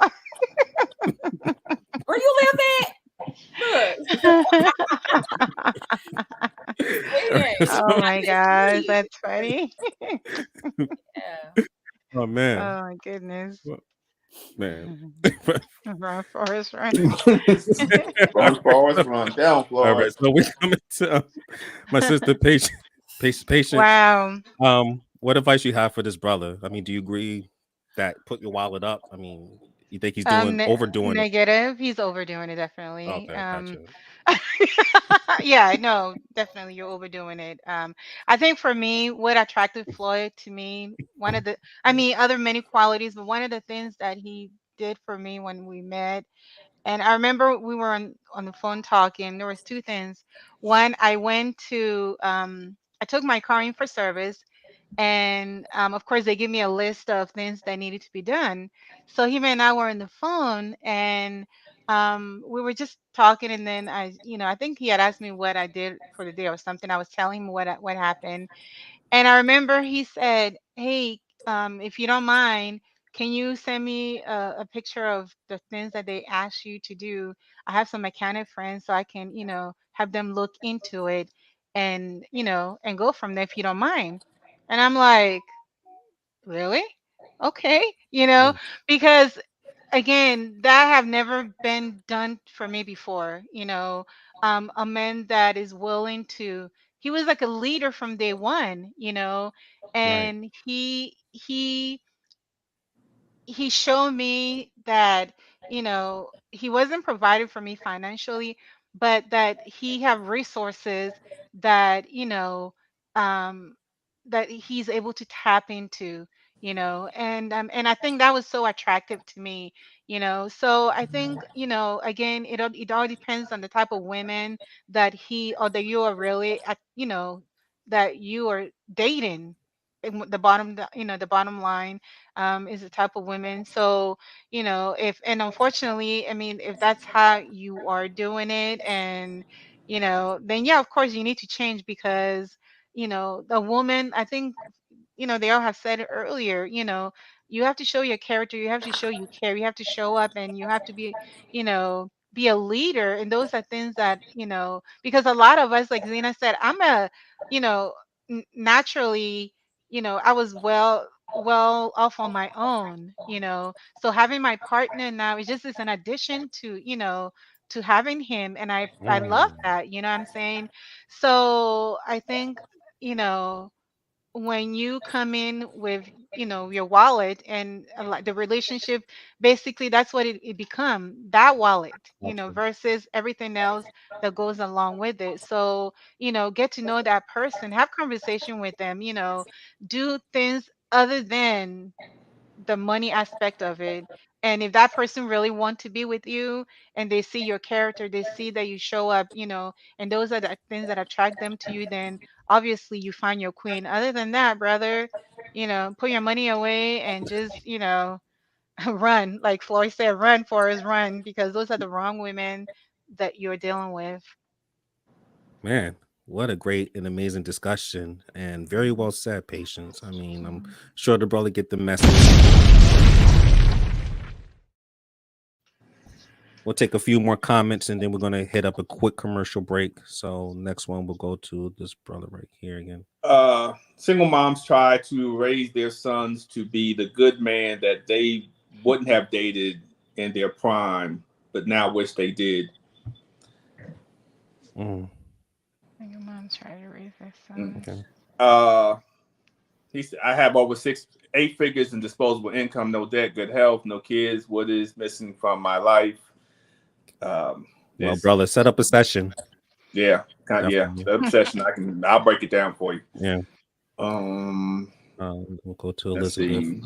The minute they stop spending, she really should say the minute a man stops spending, they gone. Okay, Latoya. Someone take the mic from Carl. Okay. Okay. All right. Okay, my people. So this is a entertaining but educational conversation. We're going to take one last commercial break. We're going to hit up our last topic very quickly, and then afterwards we're going to hit up our Jerry Springer moment. So do not go anywhere. Sit tight. This is DBDS Live. Are you single? Do you know about DBDSsingles.com? Are you ready to meet a quality man or classy woman? The DBDS brothers want you to know that love and loyalty still exists. So if you're ready to meet relationship-ready people, sign up today at DBDSsingles.com. Let's make love and loyalty dope again. All right, welcome back to DBDS Live Studio, and I'm here with the lovely Zeina, my sister Patience, and my brother Karl, the coach. And we've been talking about how to move on when a relationship is over. And don't worry if you just came right on in. This show will be replayed later on throughout the week. All right, so don't worry about it. So we're going to hit up our last topic, which is very extremely important in order to move on from a bad breakup, and that is, in order to move on, you must forgive yourself and the offender, right? So I'm going to go ahead and cue this up right quick. So my thing is that, and I'm not going to freestyle too much on this, but to the people that I feel like practice self-forgiveness, I believe that they have better mental and emotional well-being because they have more positive outlooks when it comes to those relationships, you know. And I'm not trying to say not to let yourself go off the hook to what happened, but you have to accept what has happened, restore the damage and the trust within yourself, and forgive your ex, so that way you can move on and close that chapter in your life. All right. So first, I'm coming to my sister Patience. What are your thoughts on this particular topic? Well, I think forgiving yourself and the offender. I feel like, you know, when you let go and you forgive, you give yourself peace, obviously, you know, because when you're holding on to something, especially emotional baggage like that, it's toxic for your health and your well-being, you know. So if you're able to let it go, forgive yourself, and then that will give you, you know, more opportunity to open up for new things and to be able to accept the new things and receive new things when they come into your life. You know, I think one of the things I've learned is that self-forgiveness is the biggest gift that we can give to ourselves.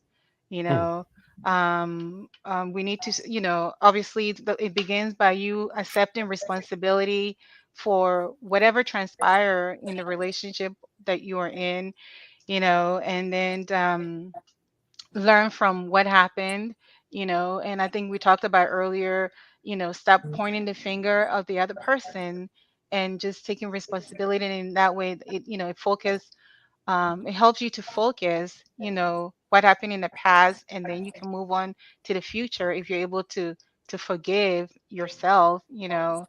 Some of the things that I learned, it's like, you know, you have to acknowledge the hurt, you know, because obviously when you're in a relationship with someone, something happened, you got hurt, whether they cheated on you, they lied to you, whatever it may be, and then once you able to accept the hurt and realize that you can't change it, it have already happened, and there's nothing you can do about it, But and then you're gonna have you determine in yourself, like, are you willing to forgive yourself and forgive that person, or are you gonna hold on to that?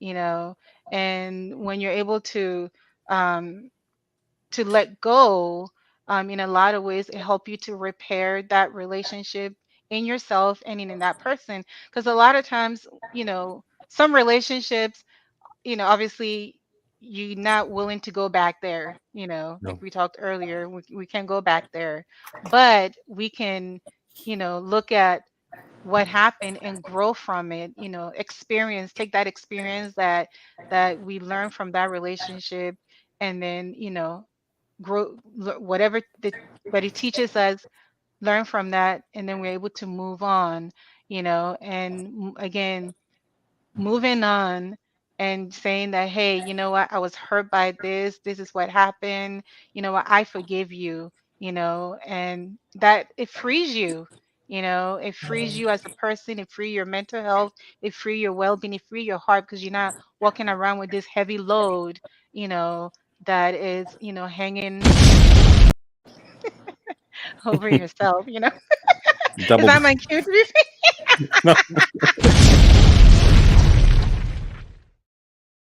Oh, trigger fingers. I was just so quick with the trigger. The trigger, My bad. My bad.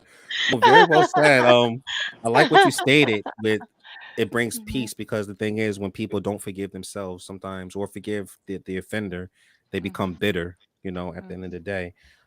Before I come to Zeina, quick shout out to Summer King and Kels Jones for coming into the DBDS live studio. Thank you for tuning in.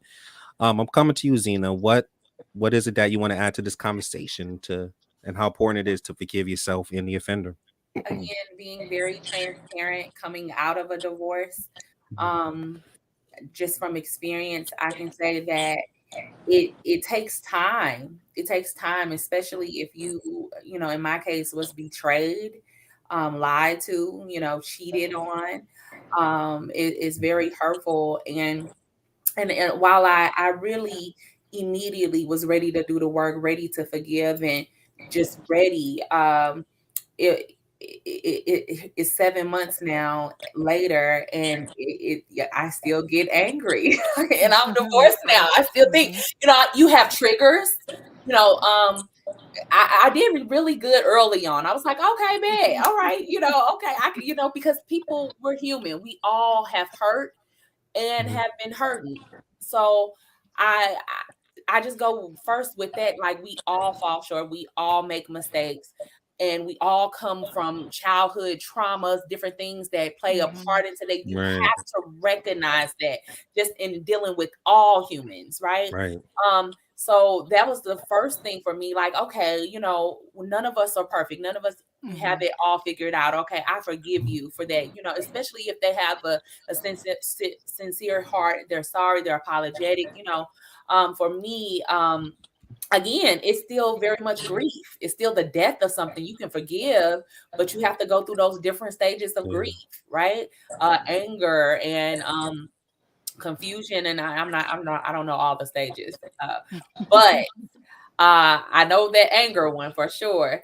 Um, and even I do know, just as I've been in grief counseling, two of the things that people do in grief is they either freeze and get stuck in time, stuck with the emotion, stuck there, can't let it go, can't move on, can't think of anything but telling all their friends all day about it, right? Right. Or they run from it. They run from it. They run, and probably in a situation with a breakup, to get under somebody else and mhm, go out and try to uh, heal themselves, or make themselves feel better with these outside resources.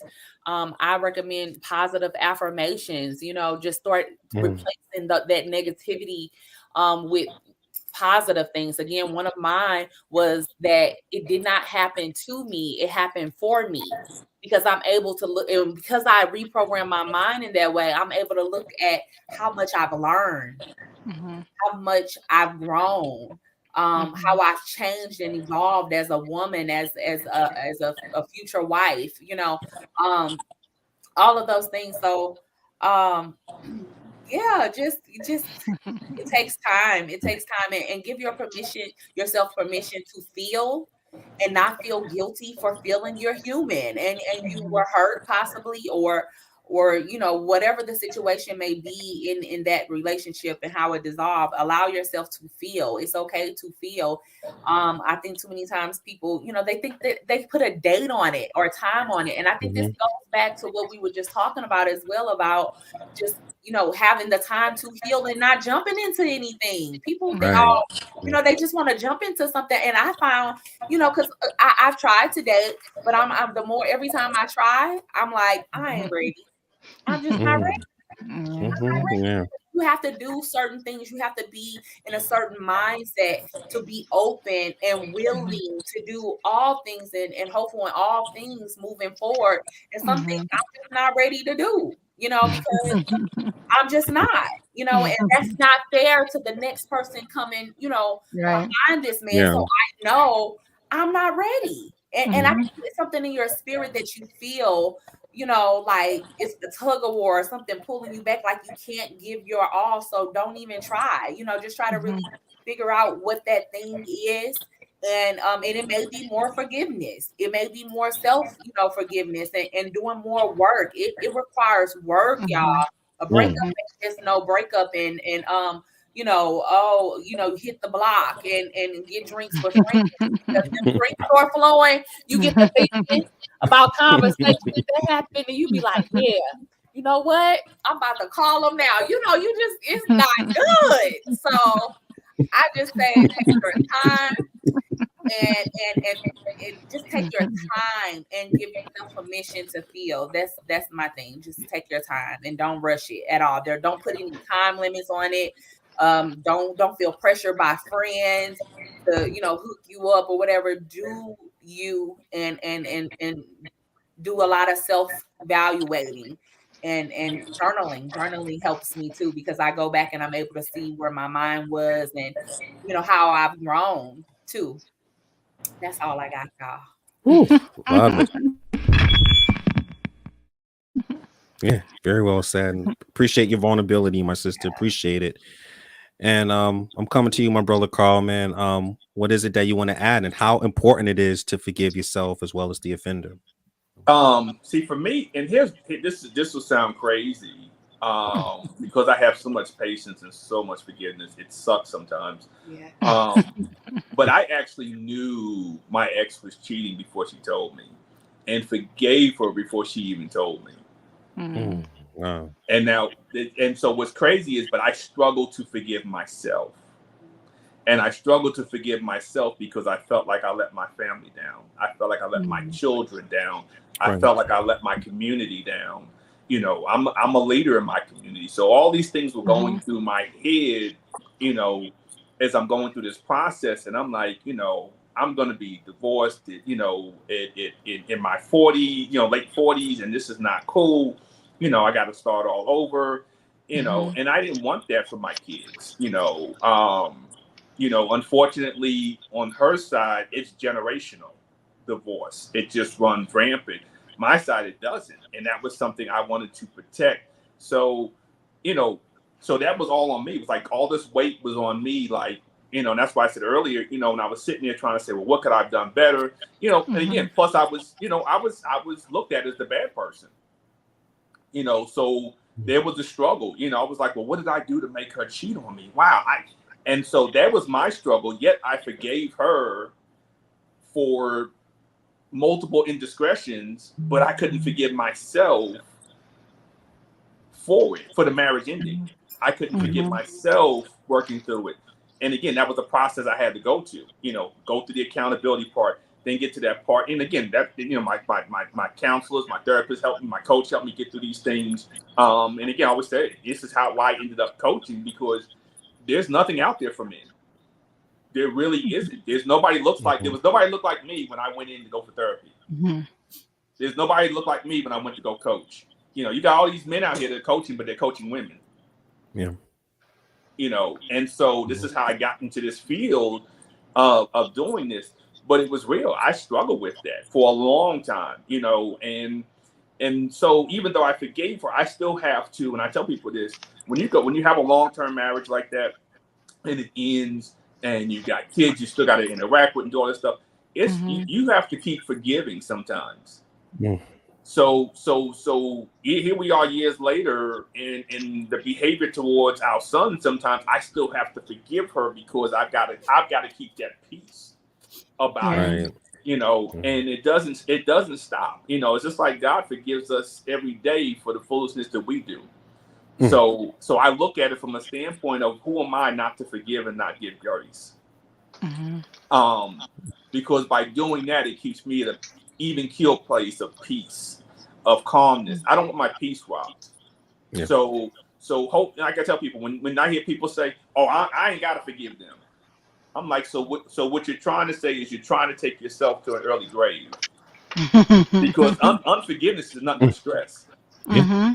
Because when you're holding on to a grudge, holding on to anger, holding on to resentment, holding all that stuff, you're stressing yourself out. You're asking yourself to have a heart attack. You're asking yourself to have a stroke. You're asking for parts of your body to start failing medically because of undue stress. You know, they talk about, like with cancer. Cancer is caused by stress. Some cancers are caused. So why would you bring that on yourself because you can't forgive somebody with it? Let it go. Yeah. You know, it hurts. It sucks. It's painful. Go cry. Go do what you got to go do. Go through all the different emotions that you have to go through, but forgive the person. You know, and you know, for me, and I share this. You know, I was at a place where I was. I allowed her to drop by my place whenever she wanted to see our sons, because they've been with me since day one. You know, I didn't have a problem with it. But it got to a place though where toxicity, because, and again, not bad mouthing, I'm just keeping it real. She hasn't forgiven me for the things that I messed up, what I shared earlier, because she still talks to our sons about it. And so years later, and they come home and I just have to sit there and shake my head. Right. But this is an issue. Like I said, I got to continue forgiving, but now I had to get to a place of cutting her all the way off. Yeah. See, just because you forgive somebody don't mean you got to deal with somebody. Nope. You know, just because you forgive somebody doesn't mean you have to stay in contact. You have to, you know, again, I know sometimes we have kids with people and stuff, but you know, my boys are old enough. I don't have to deal with her anymore. Yeah. You deal with them just on the kids things, and you got to have and see, forgiveness takes boundaries. Yes. You got to put boundaries up. You got to have boundaries to protect that, so you can protect your peace, your heart, and that forgiveness. So that's all I got. Yeah. And I'm sure those that are watching the show appreciate your vulnerability. I see a lot of hearts and likes going up as we speak. You know what I'm saying? So appreciate that, brother. I'm going to come to 2 more comments, and then we are going to pivot to the Jerry Springer moment. So first comment right here from Floyd. You have to be willing to forgive yourself for ignoring those red flags for whatever reason. Forgive that offender and to make a choice to heal so that you can move forward to what you truly desire. True. Yeah. I truly believe in that, brother. Very well said, Floyd. I mean, when I forgave my ex from what she done to me, that was the roadmap to lead me to April. You know, if I was a bitter person, she would have sensed that. Women have that intuition. She would have sensed that, and she wouldn't have been attracted to me. So now I'm going to come to one more anonymous comment here from a sister, and let's see what she has to say. I always give men the benefit of the doubt, and I've heard, and I have a heart of gold, but every time I give my heart away, they end up breaking it. Most of them I meet are online. Should I play hard to get? We'll come to the sisters on this one first, Carl. So I'll come to you first, patient. What advice you have for this sister right here?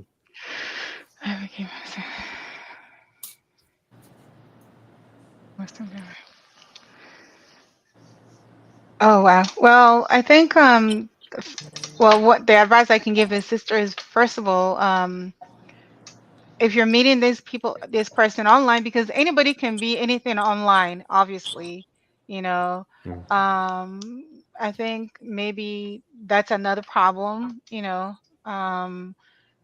meeting online, and I think you should be able to um, maybe step out, the online dating, and go somewhere else to meet in person, mm, because again, anybody can write whatever and, be behind, computer and create whatever they want to create, so, and a lot of times when you meet them, that person doesn't meet up or measure up to what they describe themselves to be, mm. so in person, I think a lot of times when you meet a person, you can read their body languages, you can read, see where Mhm. things Right. are going, and a Mm, lot of times, hey, if it's not going the way that you want it, or he doesn't meet up to the standard that you're looking for, then you can end it there, so let me see. Let me read this comment right here.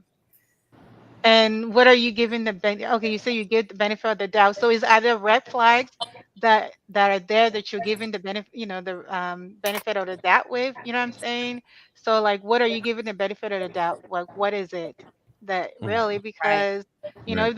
if there are red flags there, and he's a cheater and he's a liar and he's a beater or whatever it may be, then what are you giving them the benefit of the doubt for? So Missing. I think that's the question that you have to ask yourself, who are these men, and what are the benefits of the doubt that you're willing to forgive, and of course you have a heart of gold, and obviously sometimes people will take advantage of that. Obviously, you coming across that you overlooking. I think just like everything that has been said tonight, a lot of times you're overlooking, you're being too nice, things that you should have stand on, you're not having stand on it, and you're Mm. just going with the flow, and those things a lot of times end up hurting you, and making you look like the victim, because you're not a victim.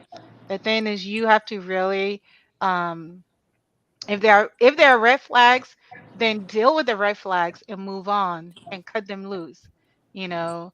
And don't, obviously, I'm not. You said that you play hard to get.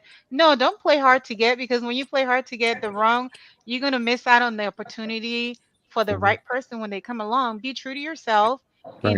and be your authentic self, like we've been talking about all evening. And the right person will come along where you don't need to play hard to get. And the most important thing to me that I want to leave you is, if you know there are red flags, deal with it and move on, and don't change who you are. Change it for, again, change who you are to be better for the next person coming along, but don't down play yourself, to just to get somebody that is not meant for you. So. Okay. Appreciate that, my sister. I appreciate that. I like how you stated, meet in person or try different things, get out the box. And my sister, don't play hard to get, be Mhm. hard to get, Mhm. have your standards. There's a difference between playing hard to get and being hard to get. I'm coming to my sister Zeina. What advice you have for this sister? Oh, okay. You just said it. Standards. Having standards, just based off this question alone, I can tell that again, you have a heart of gold. That means that you probably are a woman who loves the idea of love and falling in love, and you probably fall easy because you're looking, you're hoping, you've been Mm, waiting, and in that we tend to be we're too open, we give too much, we allow too much. And just in my newly found singleness, I've had to do some real studying on what dating really looks like, for me, and not the world, because the dating stuff that they be talking about, that's not dating to me. That's living unmarried and doing married people things, and you single, you got a whole different way of life and looking at things. I don't look at it like I'm single and I can go and do what I want with everybody, right? And so again, standards. So two things that have really helped me in my singleness and dating is two phrases. Can two meet any place unless they first agree?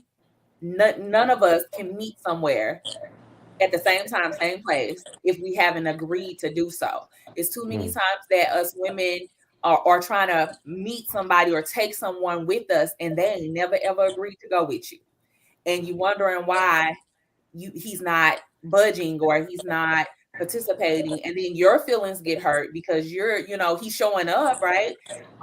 But he's not moving with you. The other one is you definitely want to have love and commitment at the same time, right? A lot of times a guy, tell you, oh, you're so fine, you're so smart, you're what I've been looking for, you're talented, you're educated, like you just got all your ducks in a row, like, ooh, baby this, baby that, and we just get gassed up, like, yeah. I've been trying to tell people, like, like, yeah, like, and you get all gassed up with it, right? But he's never once said, you all of these things, and because of that, I need to take you off the market. I don't want you. We need to talk about what we about to do, right? We miss that, and we get all like, oh, girl, he's telling, I think I found the one. You are fine. You are smart. You are educated. You do got it going on. You shouldn't be excited by him stating facts. Right? That's what it is. Wow. So instead, that's not to be highlighted. Like, you shouldn't be impressed by that. So again, unless the man is saying to you those things because they're true, as well as wanting a commitment at the same time, you shouldn't even be opening up your heart to be hurt for them to break it. How did he even get it in the first place? Right? And then I will also additionally say with that, and please don't kill me, man, but and it just speaks directly to that. Instead of giving them men an A when they have their ducks in a row, they got a job, they got a car, he asked me out, he being consistent, he telling me all these things, he's saying all these things, we be going crazy. And patience, we be like, oh, girl, you just met this man 24 hours, and you like, I can't have my husband. How many times have we had that conversation? Like, we gonna stop. Right? So instead of going all high like that, and then having to get disappointed, and then be saying that ain't no man here, I gotta move out of town, right? So instead, approach it like, again, he's supposed to have a job by 40. He's supposed to have a home and not live with his mama. These are things that should be, but it is, and again, I hope not celebrated and not celebrated. Like, that's kind of what you're supposed to do. I don't run around here like, oh, I cook, I clean, I clean, like, that's what we do, right? So instead of giving them an A, let them start with a F or D and work his way up. But like, okay, he's doing that. And that way you're not as let down. And again, I'm just trying to give her advice about how to control her emotions and raise bars. That way you don't go here and have to drop and be disappointed and your feelings hurt. So let him work his way up to an A and be like, okay, sir, let him work his way up. So that's it. Stop giving people A's. Let them work themselves up. Don't go try to take nobody nowhere with you until y'all agree, and don't entertain or open up your heart for love until you have love and a commitment at the same time. Okay. Whew, very well said. Before I come to you, Karl, couple of comments right quick related to the person's question. You have to be strategic with dating online. You can't give people the benefit of the doubt. It's not safe. And that's actually from Latoya. Shout out to my sister Latoya. Okay. Yeah. And Floyd, after what Zeina stated, fire, bombs. Yeah, no doubt. All right, so I'm coming to you, Karl. Anything you want to give this lady some good advice on, suggestions? Well, I'm gonna start with what Zeina said. Okay. I'm an A, so you just can't go no higher. So I'm just going to do with that. But don't put the grades out. Yeah, no. But no, really. But yeah, I just agree with Latoya kind of said too. You got when online dating, and I've done it. and been in that situation where I'm very strategic. And this is why I tell people this, and I know a lot of people don't agree with me, but people ask me all the time, what are you looking for in a woman? And I don't give an answer. And I don't give an answer because if you organically provide what I'm looking for, I know you're someone I can consider courting. Doesn't mean just because you can provide it, you're the one I'm going to court, but I can consider that. And so I if you got an online dating profile, maybe take some stuff out of it. Maybe pull some things back out of there, because if you're giving them all the cheat codes, it's like a video game. You got cheat codes where you can beat the whole game. So if you're giving the men the cheat code to get to you, all they got to do is take those cheat codes, play the game, and now you like Zeina say, oh man, he's the one, and he's not. Yeah. He just played a Jedi mind trick on you. He did exactly what you gave him, what he wanted, and information he needed, and now he's using that. So pull back on maybe some of the info that you have out there or certain things that you put out there. Also ask these guys qualifying questions. Yeah. What are their intentions? Wait, I talked about this last week. Ask them what their vision and their plan is. Don't got a vision. If they don't have a 5 year, if they don't have a vision for 5 years and a plan to get there, run the other way. I tell them that all the time. Because whatever his vision is, whatever you see of yourself should line up with his vision. Because the man's the visionaire. When that marriage merges. So if you're dating someone, whatever you see for your future should line up according to somewhere lines up and sinks in what he's talking about. So when you're talking to these guys, you got to pull back. Stop giving them your heart. And it's not love and heart you're giving. I keep telling people, love is a choice. Yeah.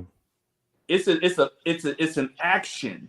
So if the actions are not lining up, and you're giving your heart, you're wasting time. You're wasting stuff to these individuals.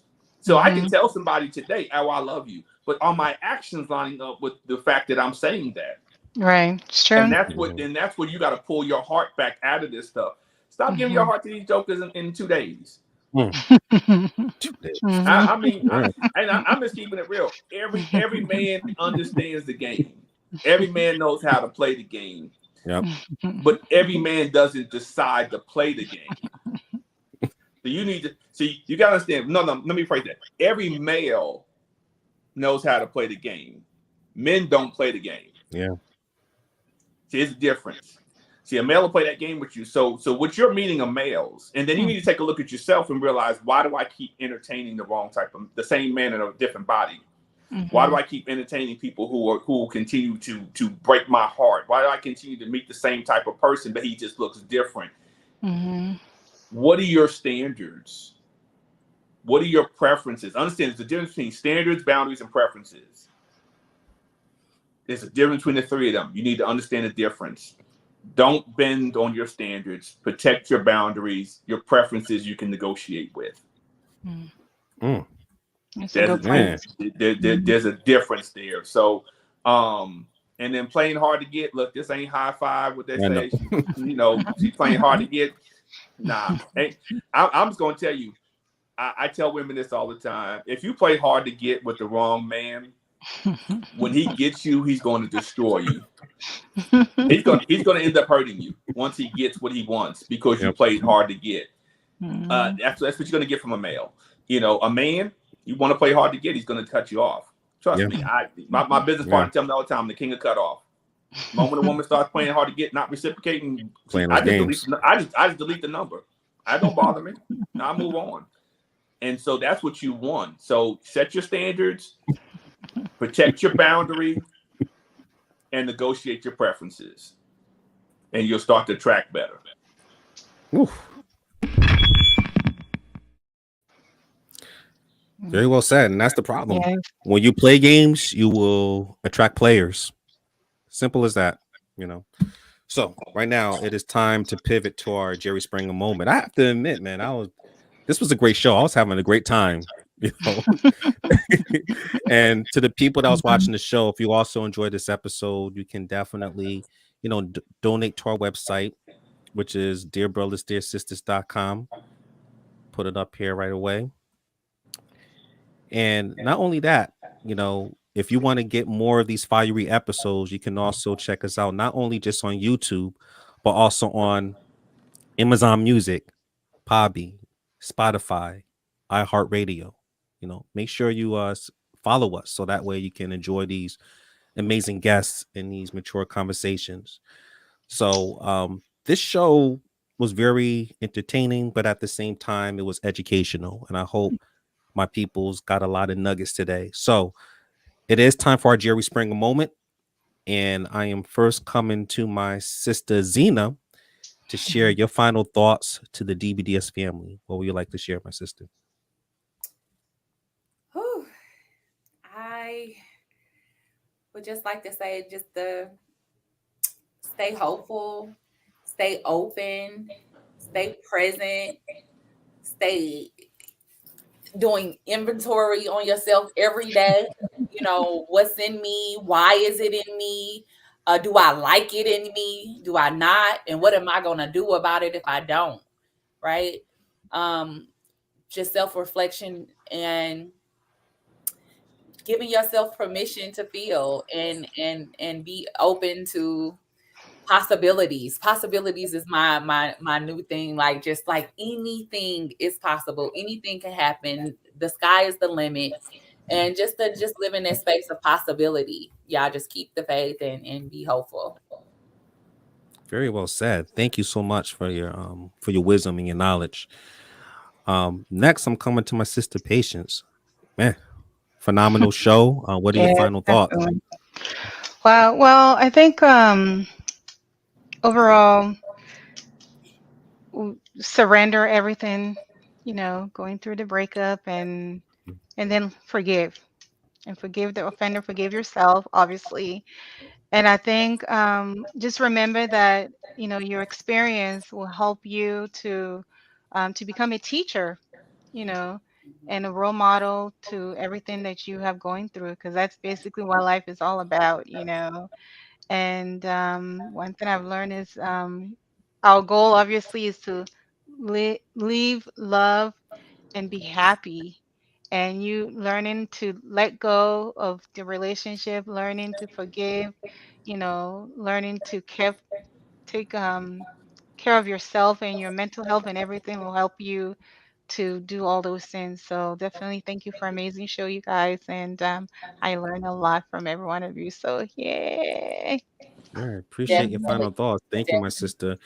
And Carl, man, this was man, a great show. We may have to do a part 2, you know.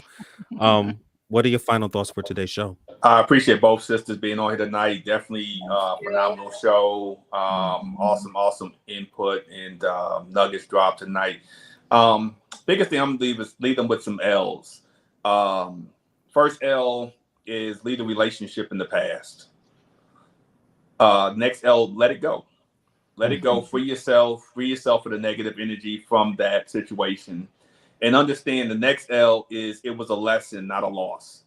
No matter how bad it hurts, how bad it feels, it was a lesson that you can grow from, and you should learn from it, which would be the next L. You should learn from this part and going forward. And just love yourself.